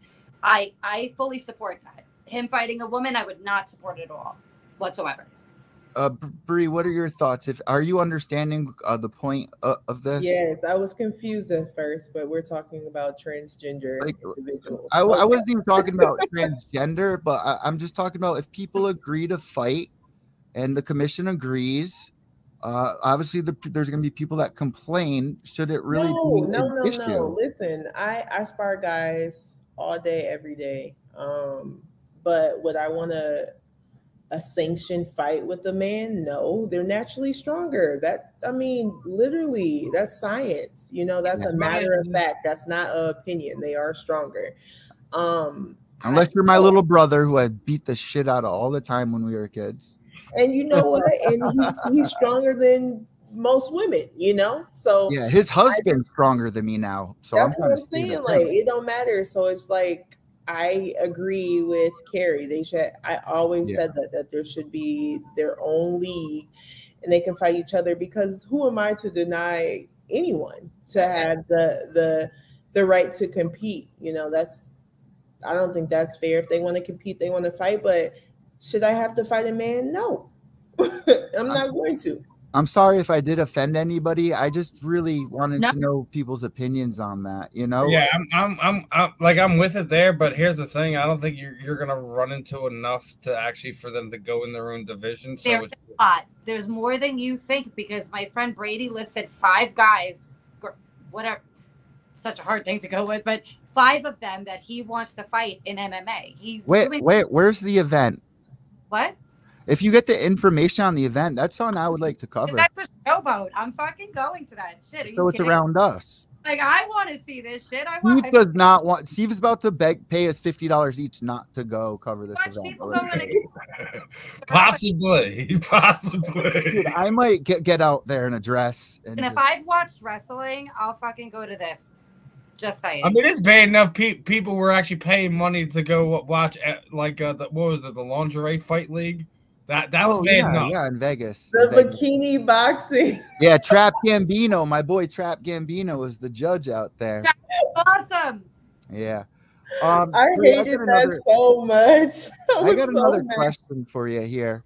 What's going to be your next haircut? There's so many things I wish I could do to your hair for fight styles. Do you have any designs in mind that you want to do with your hair for braids? Oh, me? Yeah. It's just how I go, how I feel. However she's feeling when they're about to get braided up for the fight is how. Yeah. However I'm feeling, very stylish, and I seen that. I was looking at your social media. I'm like, I don't know why anybody would think that you don't have any presence. Your social media is amazing. You take fantastic pictures. You don't show off too much, and you show off enough. And I think that's fucking awesome. Yeah, thank you. Yeah, I believe in being versatile, and I'm a woman, and I like being feminine, and I let that show. It's just I happen to fight, and I'm good at it. Love it. I love it. That's it. I'm here for it, and I think it's more female fighters should look. Why can't we be feminine? Why can't we try? Now, why can't we train and look good? I train in surfer shirts because I like to roll, but I like to look good. So I wear flowers down the sleeves, and they're really like cute surf gear. Fuck that. I don't want to wear what guys. That's a good idea. Oh, okay. It's the same material. They're actually less expensive than a rash guard. And they wear for a long time. Right. I love surf shirts. I'm looking into it. I like to look good. I don't think that we have to compromise. But that was another topic I did want to bring up, because while I was doing my little research, why do females feel like they have to get naked? Right. The way the sport is. Why do they do that? So one of our guest, Jamie, obviously she's one of these athletes that has an OnlyFans page. Does she? So also recently, like what we've seen, Paige Van Zandt open up one. You've seen things where I'm gonna open up one, like other celebrities are starting to kind of do things of that. You're also seeing things of athletes opening OnlyFans page, but doing it for other content, not the spicy content. I guess we'll say it that way. Okay.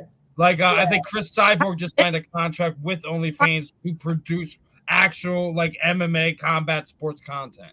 Yeah, I told Ben Davis. I'm literally talking about. But yeah, I know what you're talking about. Like if you look around the combat sport as a whole, the majority of females, it seems like it's almost like you have to have an ulterior page just for that type of stuff. Yeah, like it's like where it was just a handful of girls a few years ago. You feel like it's probably a good 10% of the combat sports athletes involved in females combat sports. Almost like it's like you. I'm pretty sure like you go through both boxing, MMA, all jiu-jitsu. Everyone, it seems like almost everyone is starting to get in here. So. But yeah, it's a no for we're gonna switch gears real quick right here because our second and final guest of the night is hopping in, Mr. Stanlee Wilson. First and foremost, appreciate you hopping on. I know you're over the pond. It's a different time zone and things of that nature. So, Stan, appreciate the time tonight, my friend. No, thanks for having me. It is 20 to 4 in the morning here. Well. We got you up early. You're gonna get some early training in afterwards, or you're gonna go back to sleep after this? I'll go back to sleep till about 10 o'clock, and then I'll go training. Well, first and foremost, appreciate the time. We'll go around the horn. We got Miss Brittney Parker, a fellow combat sport athlete, on with us. Underneath me, we got Miss Carrie Stellar, fellow media member, combat sport trainer. She actually does get her own training in as well, and Mr. Evil Eddie, our producer tonight. But first and foremost, Stan, obviously BYB 11, they're in London. How excited are for you to kind of get one of the bigger promotions for bare knuckle boxing over there in your backyard there? I think it's great, and to be fair, we've got them coming over, and they're in one of the biggest arenas in the country. So it just goes to show how big they actually are. To your opponent, over there in the O2, man, that's a legendary arena there in London. It's not a bad first show, is it? No, not at all. Not at all. Bree, I don't want you to leave just yet because I got a question for you and Stan as well. She ain't going nowhere. She co-hosting with us. Stan, Listen, you're in the doghouse. Zip your mouth, little boy. I'm not in the doghouse. My girl's waiting for me right there. Bye. All right. But let's get. Brittney isn't going anywhere. Relax there, Eddie. Relax. I wanted to ask Stan something. The O2, right? What's your most famous memory you would tell somebody about that? Like if they don't know anything about the O2, what comes to mind that you would tell somebody about it? I don't know. It's historical. Obviously, it was built in 2000. It was built for the Millennium. It used to be called the Millennium Stadium, the Millennium Arena. Sorry. So I mean, for me, growing up around that area, that would probably be the main thing because what it was built for. What's your favorite fight that you remember from there? Like you have one. So my first ever live fight at the O2 Arena was UFC, and it was Gustafson versus Jimmy Manawa. Oh wow! And that's before him and Jones's first fight too, if I remember correctly, right? I think after winning that fight, he got the Jones fight. Jimmy Manawa was the fight that got him the yeah. Jimmy Manawa, wow. It was a massive knee, I believe, that finished the fight. You know, he even did very well against Glover Teixeira later on in his career. People forget, and then proposed to his wife. People forget about that fight. That was amazing. Yeah, that was my first big event at the O2. So that was quite cool to be there. So because I believe that was the first UFC event at the O2 as well. When you walk in there as a fighter, what are the smells? When fighters walk in, they smell chicken, beer, the crap. What is it like walking into the O2? What are the senses going through you? Is there anything different about fighting at the O2 compared to somewhere else? For me personally, no. It's just another office. Yeah. But I mean, I'm sure some people find it different. But I mean, once I'm on fight day, it's there's no feelings or anything like that. It's just an office to me. For our audio listeners, really quick, your shirt says "Top Dude" or "Top Dad." Top Dad. Top Dad. I got to get one of those. See the new movie, or are you? Yes, I went to the movie. I took my wife, and she had to tell me to shut up because every time something happened, I was sitting in the cinema chair going. So you a Miles Teller fan? You like his performance in that one? Yes, I do. For me, that's probably the best sequel I've seen in 20 years. It's hard when you have movies that kind of get put on the shelf for a while, or franchises, I guess we'll call it that way, and then they get a sequel 20 years later. It's real hard to be that successful with it. Yeah, oh, definitely. Like, can anyone name a sequel that had that far apart that was that successful? I mean, that's probably why I think it's the top 5 grossing film of all time now. Now we're talking films. What's your favorite? Either boxing or combat sports movie. Like are you Here Comes the Boom guy, a warrior guy? So my favorite boxing movie is Gladiator with Cuban Gooding Jr. That I mean, you've got your Rockies. They're everybody's favorites. But for me, dude, I think it's. I live in Philadelphia, right? And it's just like everyone's like we they do the Rocky steps. It's the art museum steps. Yeah. Like, guys, come on, stop. Like Philadelphia people that we're so overwhelmed. Like, we love the acclamation that we got as a city, and Sylvester Stallone got for making it and everything like that. But we're just so worn out. Like, stop with the Rocky. I love Rocky. Don't get me watched all the movies and things of that nature. I think it's barely in my top 5 boxing movies. Oh, I don't know about that. It's definitely up there. It's in there. I mean, dude, don't get me wrong. Like you got a lot of good. Like I still think right now, like the second Creed movie, I put before and Rocky IV is probably one of my favorites.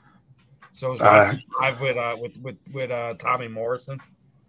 Yeah, no, just Balboa itself. There's some lines in Balboa itself is the reason why you like that. Yeah. It's actually said as the worst movie in a lot of people's books, but I agree with you, Steve. What? The fourth one, a lot of people said they didn't like, but I really want to ask Stan. How do you not like the Drago? I know, I agree, especially the outside fight and stuff. He loses Apollo, all that. Come on, guys, it's Halloween. I have to ask this for the listeners at this point in the podcast. Ghost stories. Please tell me one of you guys have something scary that has happened to you in your life, or know somebody that has had something. I have a ghost in my house. I see him. My son has seen him. I have friends that have come over and seen him. I have upstairs, I promise you. I don't do ghost stories. I don't do horror films. I'm a big baby when it comes to stuff like that. So you don't believe? No, I don't believe. No, I'm not a believer. What do you think happened then? Stan, I was so with you until about 10 years ago. Really? Steve, go from there. This is what our listeners want to hear. Why? Why I don't believe? You tell me to go, Eddie? Either both. Oh, this is what people want to hear.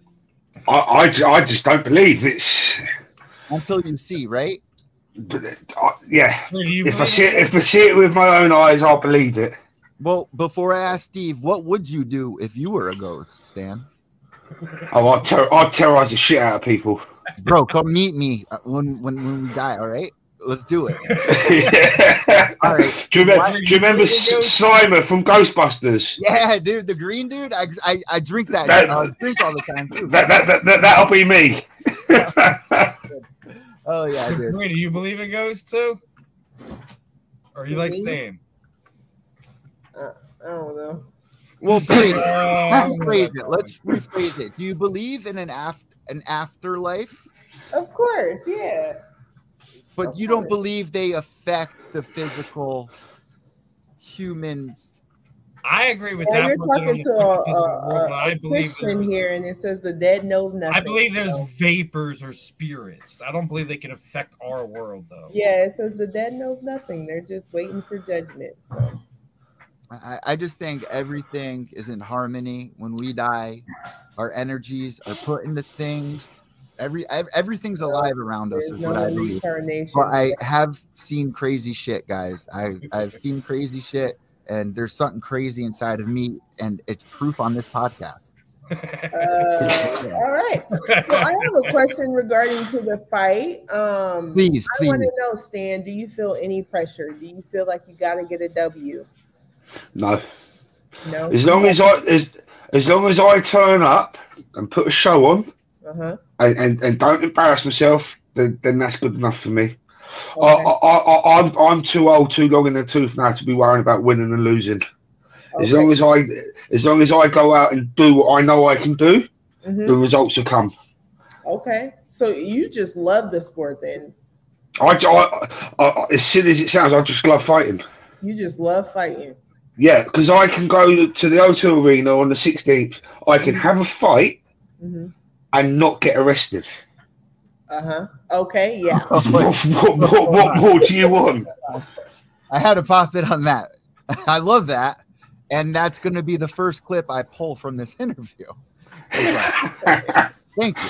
All right. No, you're welcome. You're welcome. Okay. That's interesting. That's interesting. Yeah, I've always been like it. That response from Stan, like, I mean, you got to agree with it to a point. Like, not many times you're able to kind of go where you're one and just throw down bare knuckle style. It's one of the rare things that I think that you have to agree with the growth of combat sports. I think the ascension of bare knuckle boxing has brought on a place for more athletes can kind of show where they go. You know, maybe some guys don't like boxing because there is a little too much of the grabbing of the gloves and things of that nature, and there are some. I think it takes a special type of person to do bare knuckle. Obviously, we heard from Britt. It's not for me. But no. Give me some gloves, things of that nature. So I got to ask you, Stan. Says what is making you drawn to bare knuckle? You've seen so many guys, like of your style, your ilk. It's just. They're just made for this type of thing. Bare knuckle boxing, BYB, BKB, however you want to refer to it. What's the thing that's brought you to here? I've done everything else. Like over here, I was a boxer. I was a K1 fighter. I was an MMA fighter. So I've done it all, and I've just gone full circle now, and come round to the. I wanted, because when I stopped doing the MMA, it first started getting a bit of limelight over here. And I said to myself, I want to do it at least once. That was 10 fights ago. So, I mean, I haven't fought for 4 years, obviously, with COVID, injuries and stuff like that. So this would be my first fight in 4 years. But I believe it'd be my 10th. I've won 4 and lost 5. So. Or I've won 4 and lost 4. I can't remember the records. Now, obviously, BYB is a different animal with the trigon, things of that nature. Are you excited with the smaller fighting surface, less to move around? I was just going to say I haven't got to move nowhere. I'm literally going to stand in one spot with Jody. I can't. Me and Jody are not dancing fighters, I like to call them. I'm not going to throw one jab and then skip around the ring. I'm going to stand there. I'm going to be on your chest for the duration of the fight. I'm going to be I'm not built for moving. You get that from me? Whoa. I think your son would say you're not built for moving away from the refrigerator too much, right? Yeah. I see you protecting it, Stan. I see you protecting it. Well, unfortunately, obviously, it is like 10 to 4 over here, so everyone else is asleep in the house. I've had to come to the kitchen. They got to come through him. Are you living in a city like I do? So mine's a town. It's like a village, and there's about 150,000, I think, in my city town. Oh, okay. So I live. Have you ever heard of Windsor Castle, where the Queen used to live? Oh, okay. All right. Wow. I live about 5 minutes from there. So if somebody like me goes over there, right? How different is it, like, when it comes to food or something? What's the first thing I should order if I go over there to watch you guys fight? Because I'm planning on doing this soon for Combat Deviants. I really want to do it. If we're at the O2? If me, Steve, and Carrie are, if we were just in London, period. Where you taking your American guest to go eat first? Yeah. What should we order? Oh, I don't know. I mean, I quite like the all-you-can-eat places, as you can tell. I'll probably to be fair, it's usually a mix over here, so it'll be all-you-can-eat Chinese, but they'll have an Indian section. Bro, what? like a bit of everything. There's actually a really good one at the O2 Arena. So I'm planning on visiting that next Sunday after the fight. This is important. I've always wanted to ask this question. You just brought up when you step in there and you smell this food, you've cut all this weight. You're stepping into fight and you're smelling. I don't cut weight, so I fight at heavyweight. I refuse to cut weight now. I'm too old. You sound like my old co-host James McSweeney from Ultimate Fighter. James McSweeney is actually from the same town as me. No way. That's So where I live, James, or I believe his father still lives there. I might be wrong. I might be wrong, but James's father lives like literally 3 minutes down the road. What a small world, man. Yeah, I remember watching James on the Ultimate Fighter season 10. And, yes, with Rashad Evans and Rampage Jackson, I believe. Yep. Kimbo, big country Roy Nelson, and Big Baby. Yep. Yeah. No, I remember that one well. Yeah, man. Yeah, he would always yell at me about the same thing too. But yeah, what a small world, man. Yeah, like I say, he's literally a 5 minute drive from. I mean, I think he's in Australia now, isn't he? He travels so much. He was in Texas last time I talked to him. Right. And then he was in Thailand. We had issues with Mike Swick trying to sue us. And then he got out of there, went to Texas like everyone else. He does a lot of traveling, but he has a little girl. And yes. It's very difficult, It's very difficult. Cool. But yeah, no, that's a small world, isn't it? I got to tell him I interviewed you, man. That's awesome. Is that something you guys think will continue Ultimate Fighter, or is that something you think Bare Knuckle should do, something along the lines, but a little different? Do you know what? I would love it if we did one for the Bare Knuckle.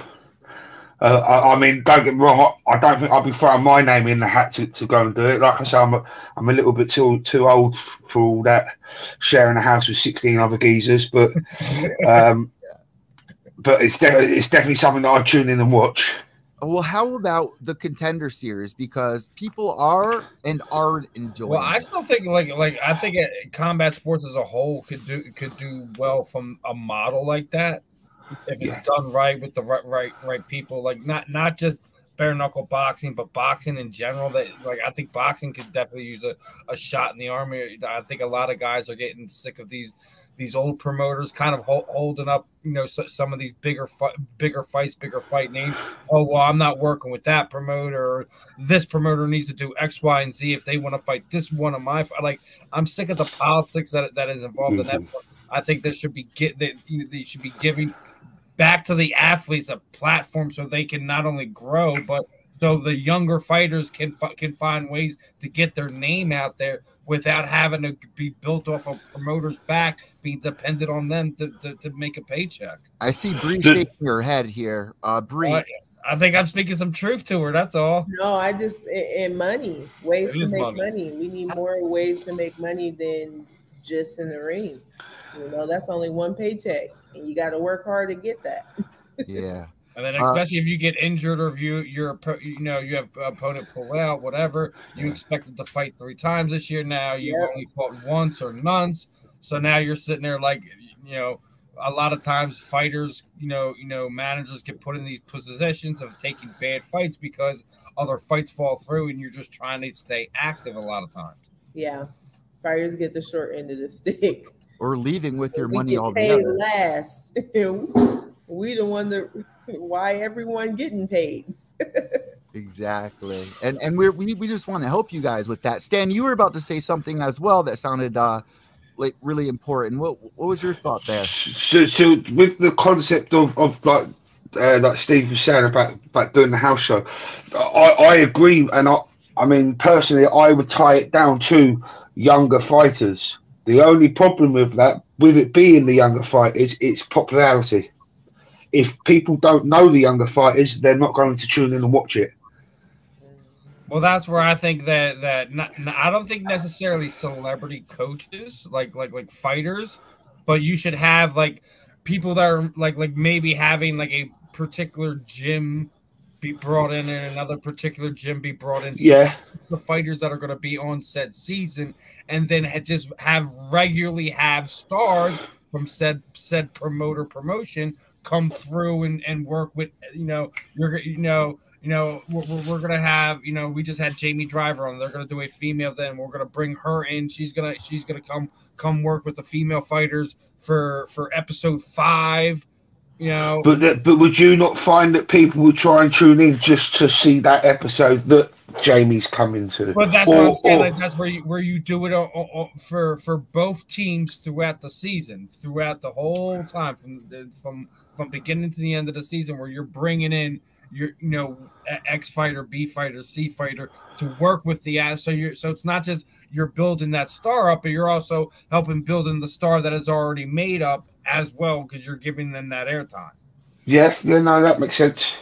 Like, you're sitting there already talking about, like, you already have, Rampage Jackson as a coach. We'll not have Rampage Jackson as a coach. Let's have him, teaching, the guy that's going to be fighting this week, teaching him, like, hey, like, I noticed this, having X person show him something, whatever you're going to do. Like, I think it's something that you can do, not as a thing where you make that the athlete the coach. I think you should do it in a way that hasn't been done before. You've seen the UFC beat that drum to death. It's dead. The Ultimate Fighter is officially dead. Well, I mean, that's what saved the UFC, wasn't it? The first Ultimate Fighter with Bonner and Forrest and that's Griffin. something me and Eddie talked about a few weeks ago. I felt that Dana just is married to it because it's just that name. I don't think he ever wants that name to die, just as a simple fact of what it meant to not just the UFC but the sport in general. It's saved that sports as a whole. And, MMA as a whole for what that was, but I still think it's run its course.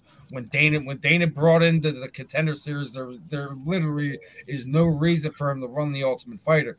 But that doesn't mean that I don't think the whole could use aspects of that model to help build their future stars. What about that 17-year-old, guys? Did you guys see? I think it's a joke how you have a 17-year-old get on in the first shot, and then you make Bo Nickel come back for 2 times.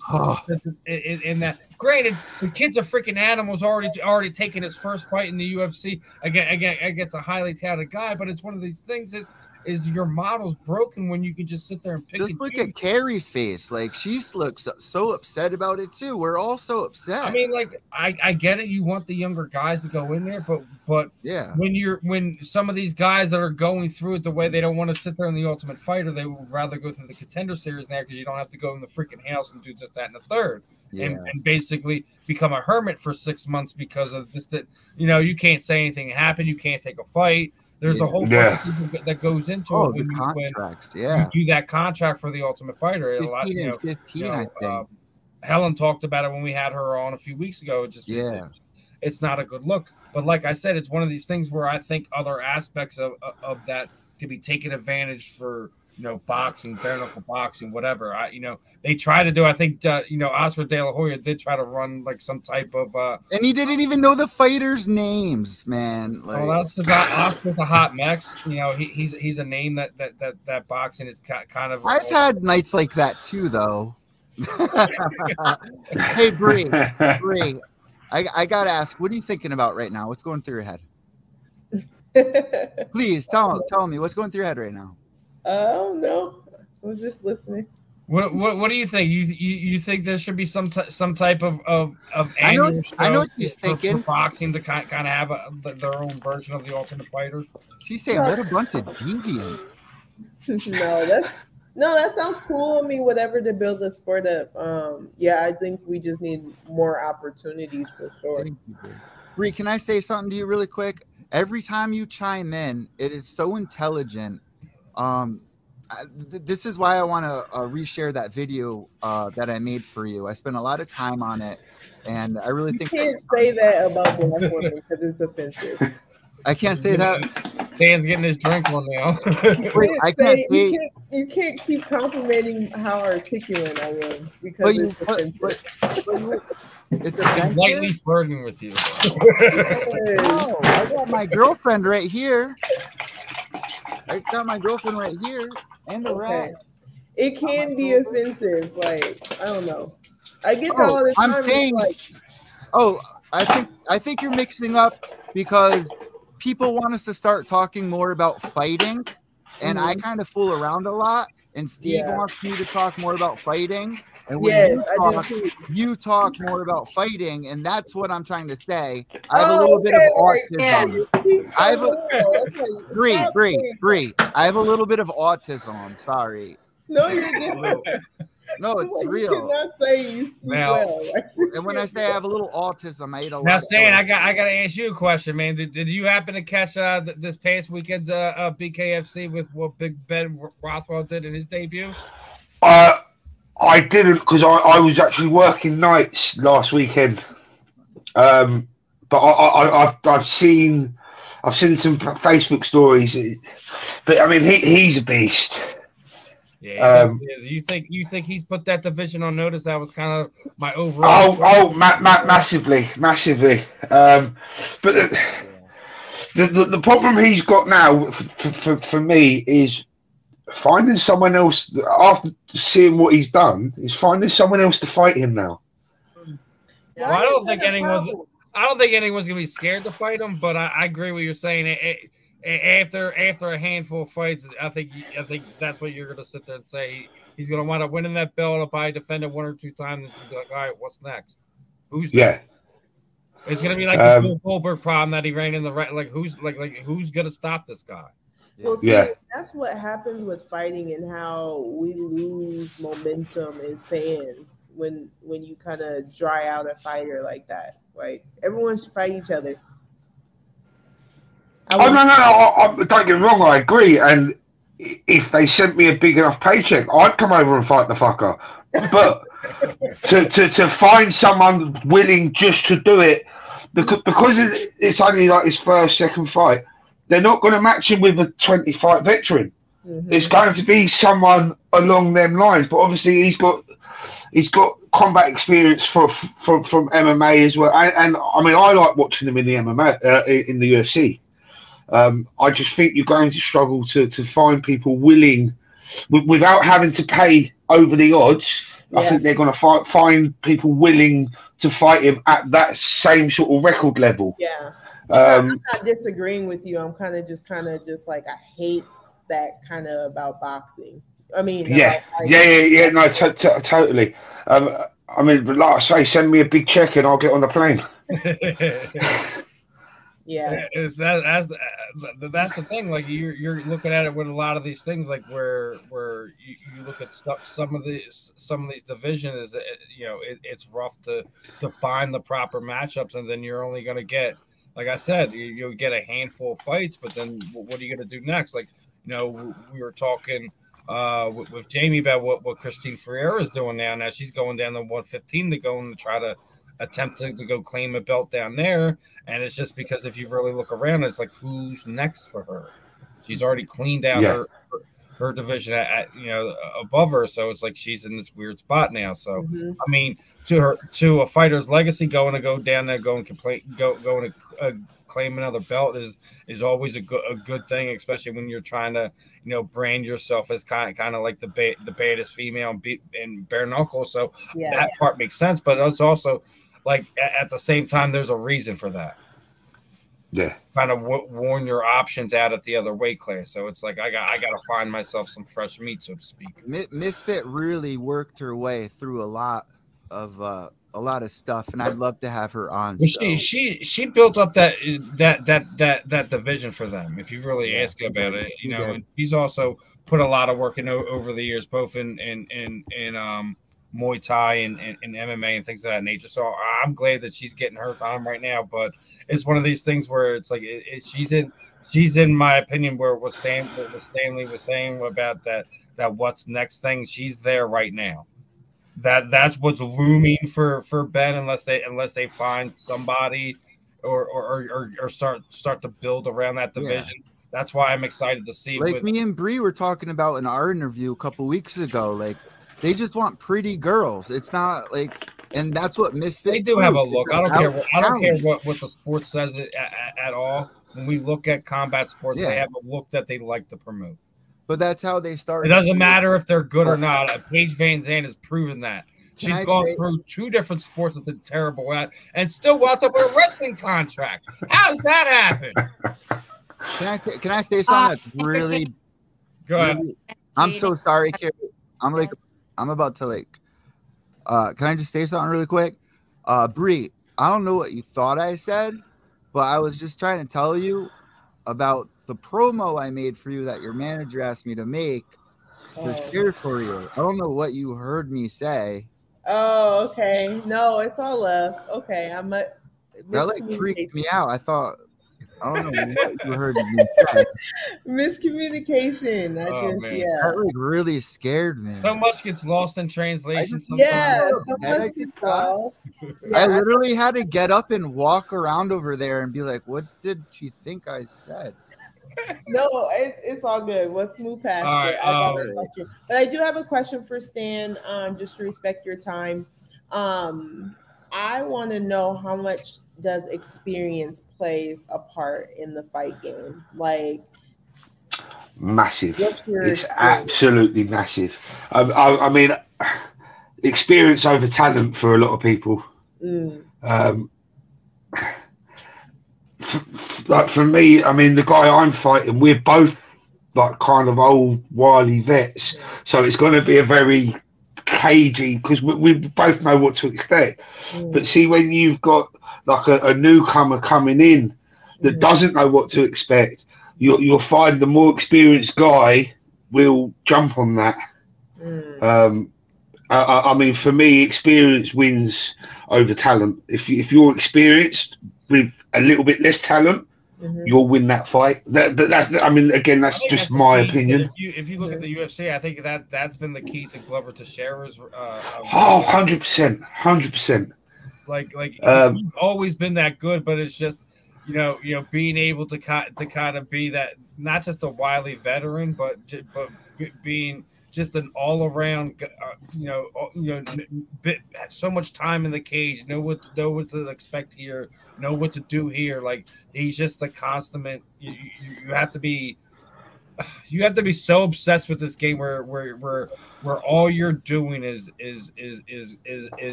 either training or trying to get better in some other aspect, whether it be your physical fitness, your mind,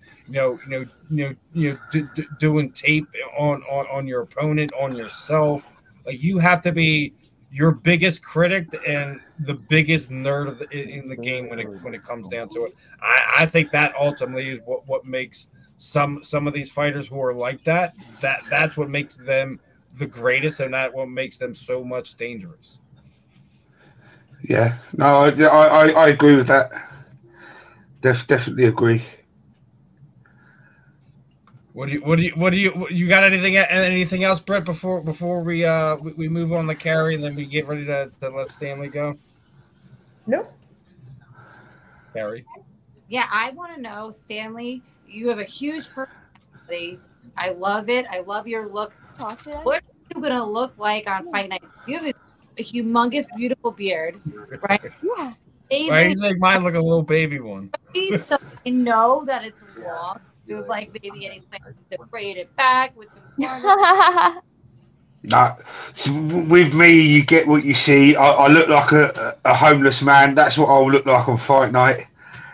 So yeah, but yeah, it's getting there. I shaved it off about 3 years ago for charity, and because it used to be a lot longer.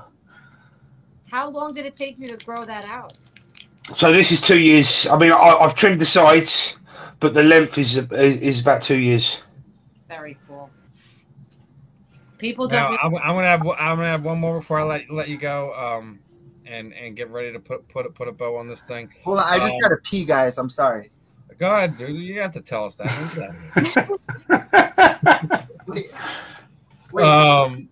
Stanlee, man. Where's that one come from? Like, it's almost a kind of a thing attached to Marvel Comics now. No, my actual name is Stanlee, but it's one word. Yep. So it's not Stanlee, it's Stanley. Yep. So yeah, I mean, but my name's spelt different from the normal spelling. Yeah. So mine's Stanlee, Usually in England, it's Stanley. I think my mum just wanted to be a little bit different. Yeah. She must have known from a young age I was going to be unique. She knew. Now, if you're going to put yourself in the Marvel Cinematic Universe, who would you make yourself? I don't know. I quite like the way that Black Widow's suit fits her, so I'll probably go with Black Widow. The Black Widow, I love it. Out of all the people, you pick Black Widow. I kind of love that. Yeah, no. I don't know. Hulk, maybe. Well, it should be cool in the next few years because rights kind of go back over. We might actually get like a really cool Hulk movie at some point in time. Yeah, well, I mean, I've just finished watching that She-Hulk. Yeah, watching the I didn't like it. I don't know. I didn't really like it. A little off, but it's just I think they're trying to build up to something in other things. Like I don't know if we're gonna get another season of that, but I just think they're building towards something. They're getting ready to do a big movie, the next phase, and I kind of felt like they already said the writing was going to be more comic-y and kind of low, things of that nature. So like I felt like a lot of fans kind of overly gave themselves a lot of big expectations to it, especially because how it starts off. Obviously, you already have Hulk there, but the fact that he's off-world now and things of that, like they're setting things up. So you're gonna have quite possibly fans need to relax and temper themselves. Yeah.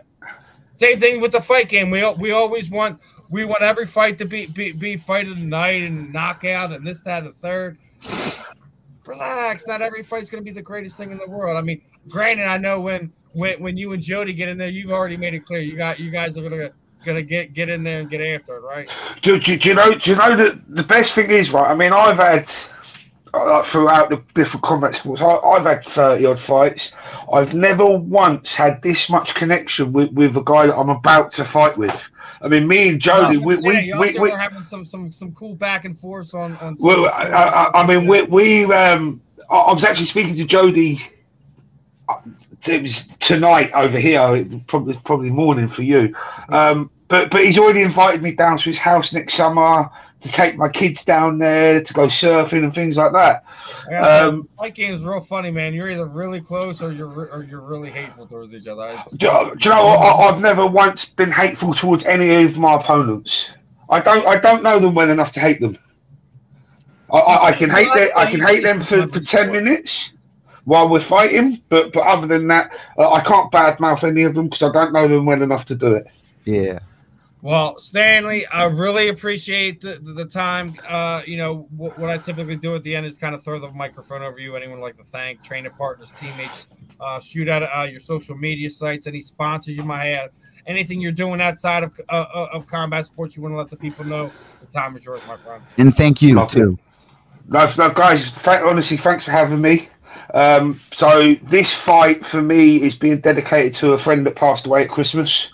So I'd like to just say to Billy Trainer and all his family, next Sunday is for yous. I'm going to go out. I'm going to leave everything there. I'm going to have Billy with me. I'd also like to thank all of my sponsors because without you guys, I can't do what I do. So that is, I've got a big list, guys. Sorry, bear with me. Munty's Maintenance, Colin Munt.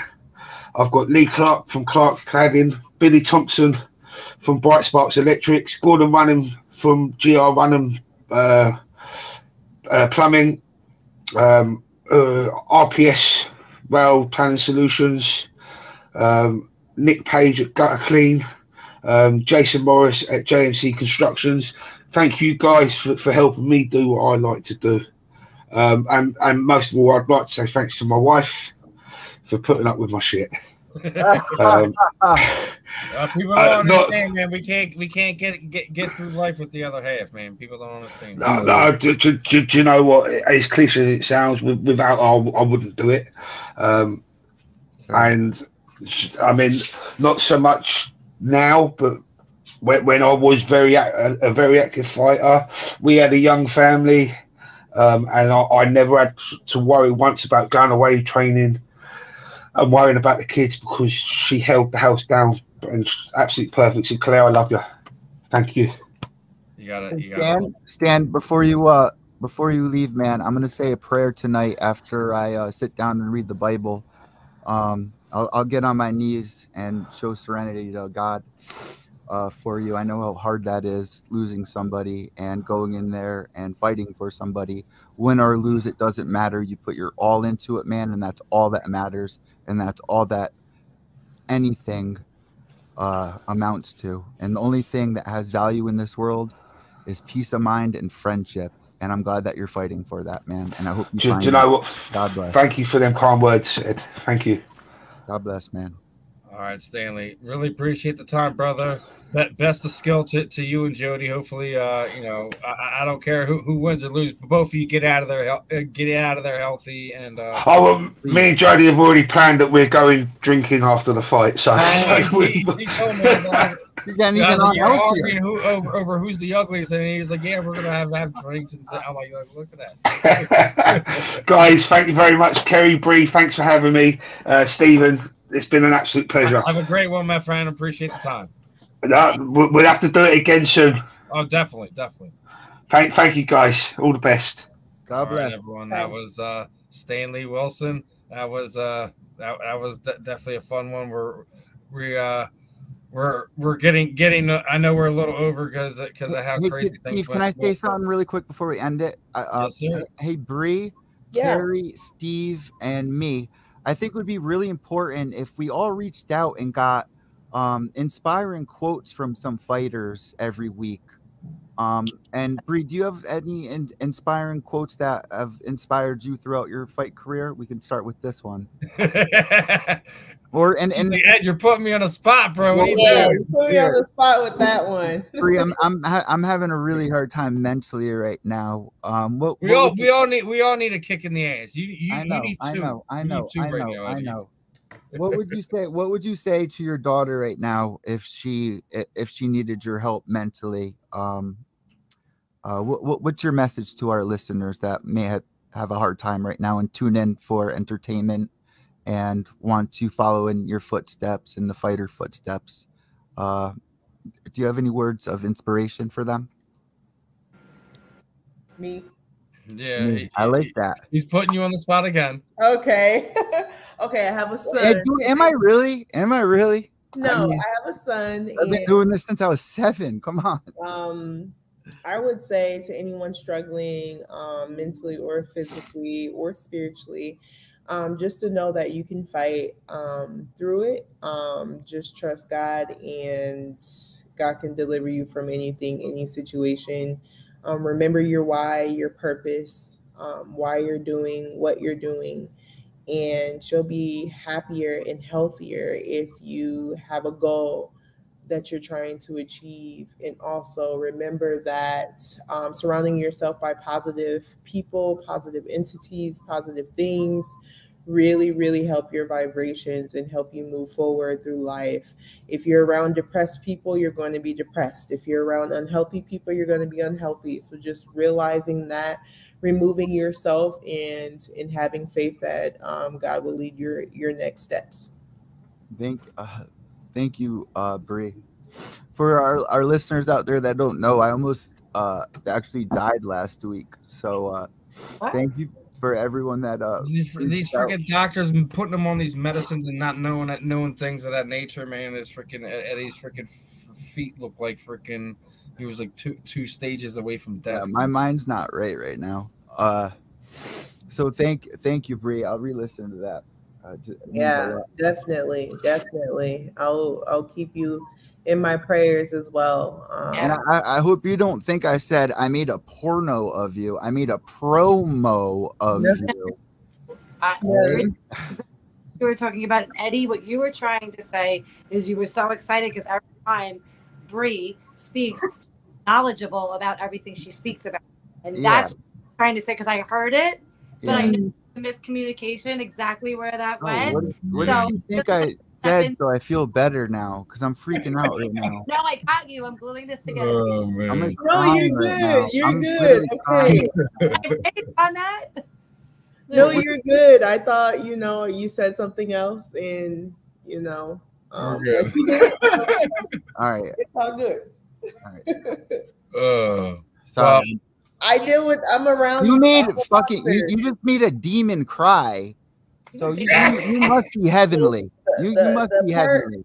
You gotta stop calling yourself a demon. So let's start there. Hey, my name's Eddie Villeco. Evil. E for Eddie, VIL for Villeco.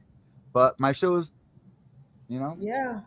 And all about. And I just ignore that part because you seem like a great person. But I was named after my grandfather, who was a deacon. So, yeah. Well, anyway, find the light. Move back to the light. That's why I'm here and I do this. You guys give me nothing but inspiration. So I mean, nothing but respect to all of you guys. Steve, thank you for motivating me. You are my motivation. Carrie, thank you for always answering your phone for me, even when we don't talk. And I'm sorry for being such a pain in the ass sometimes, guys. We love you, brother. We all have bad days, weeks, etc. All right, but we're gonna continue rolling on here. We will be back next week. I already got 2 fun guests lined up for everyone. You know, we'll have the gang back here next week. I think everyone will still be back here. Carrie should be good. Eddie should be finding his mental chi this week. And like I said, we already got 2 fun ones lined up for you. I'm not gonna let you know. I'm not gonna spoil it this week. Possible charity, and we won't give too much away. But no, good things. But guys, please make sure you're following us on all your social media platforms: Facebook, Instagram, Twitter. You know, make sure you're checking out the YouTube channels, both Belly Up Sports and the Combat Deviants. Eddie will make sure you get everything up on that. I need to find tissues first. And we still got we're gonna get the audio loaded up as well. So everyone who's tuning in, no matter if you're listening to us live, if you're checking out the replays, if you're checking out the audio version, we appreciate the love from everybody. Top 20 on Apple iTunes, guys. Yeah, there you go. We'll be back next week. Eddie, put a bow on this. We're done, brother. All right. Love you guys. We'll talk to you soon. Okay, bye. All right, bye, everybody. And here it comes. Like Steve said, guys, make sure to subscribe down below, Belly Up Sports, and we'll be having all the highlights for this over at Combat Deviants. So go subscribe over there. It's been a great show, and we will be seeing you guys next week.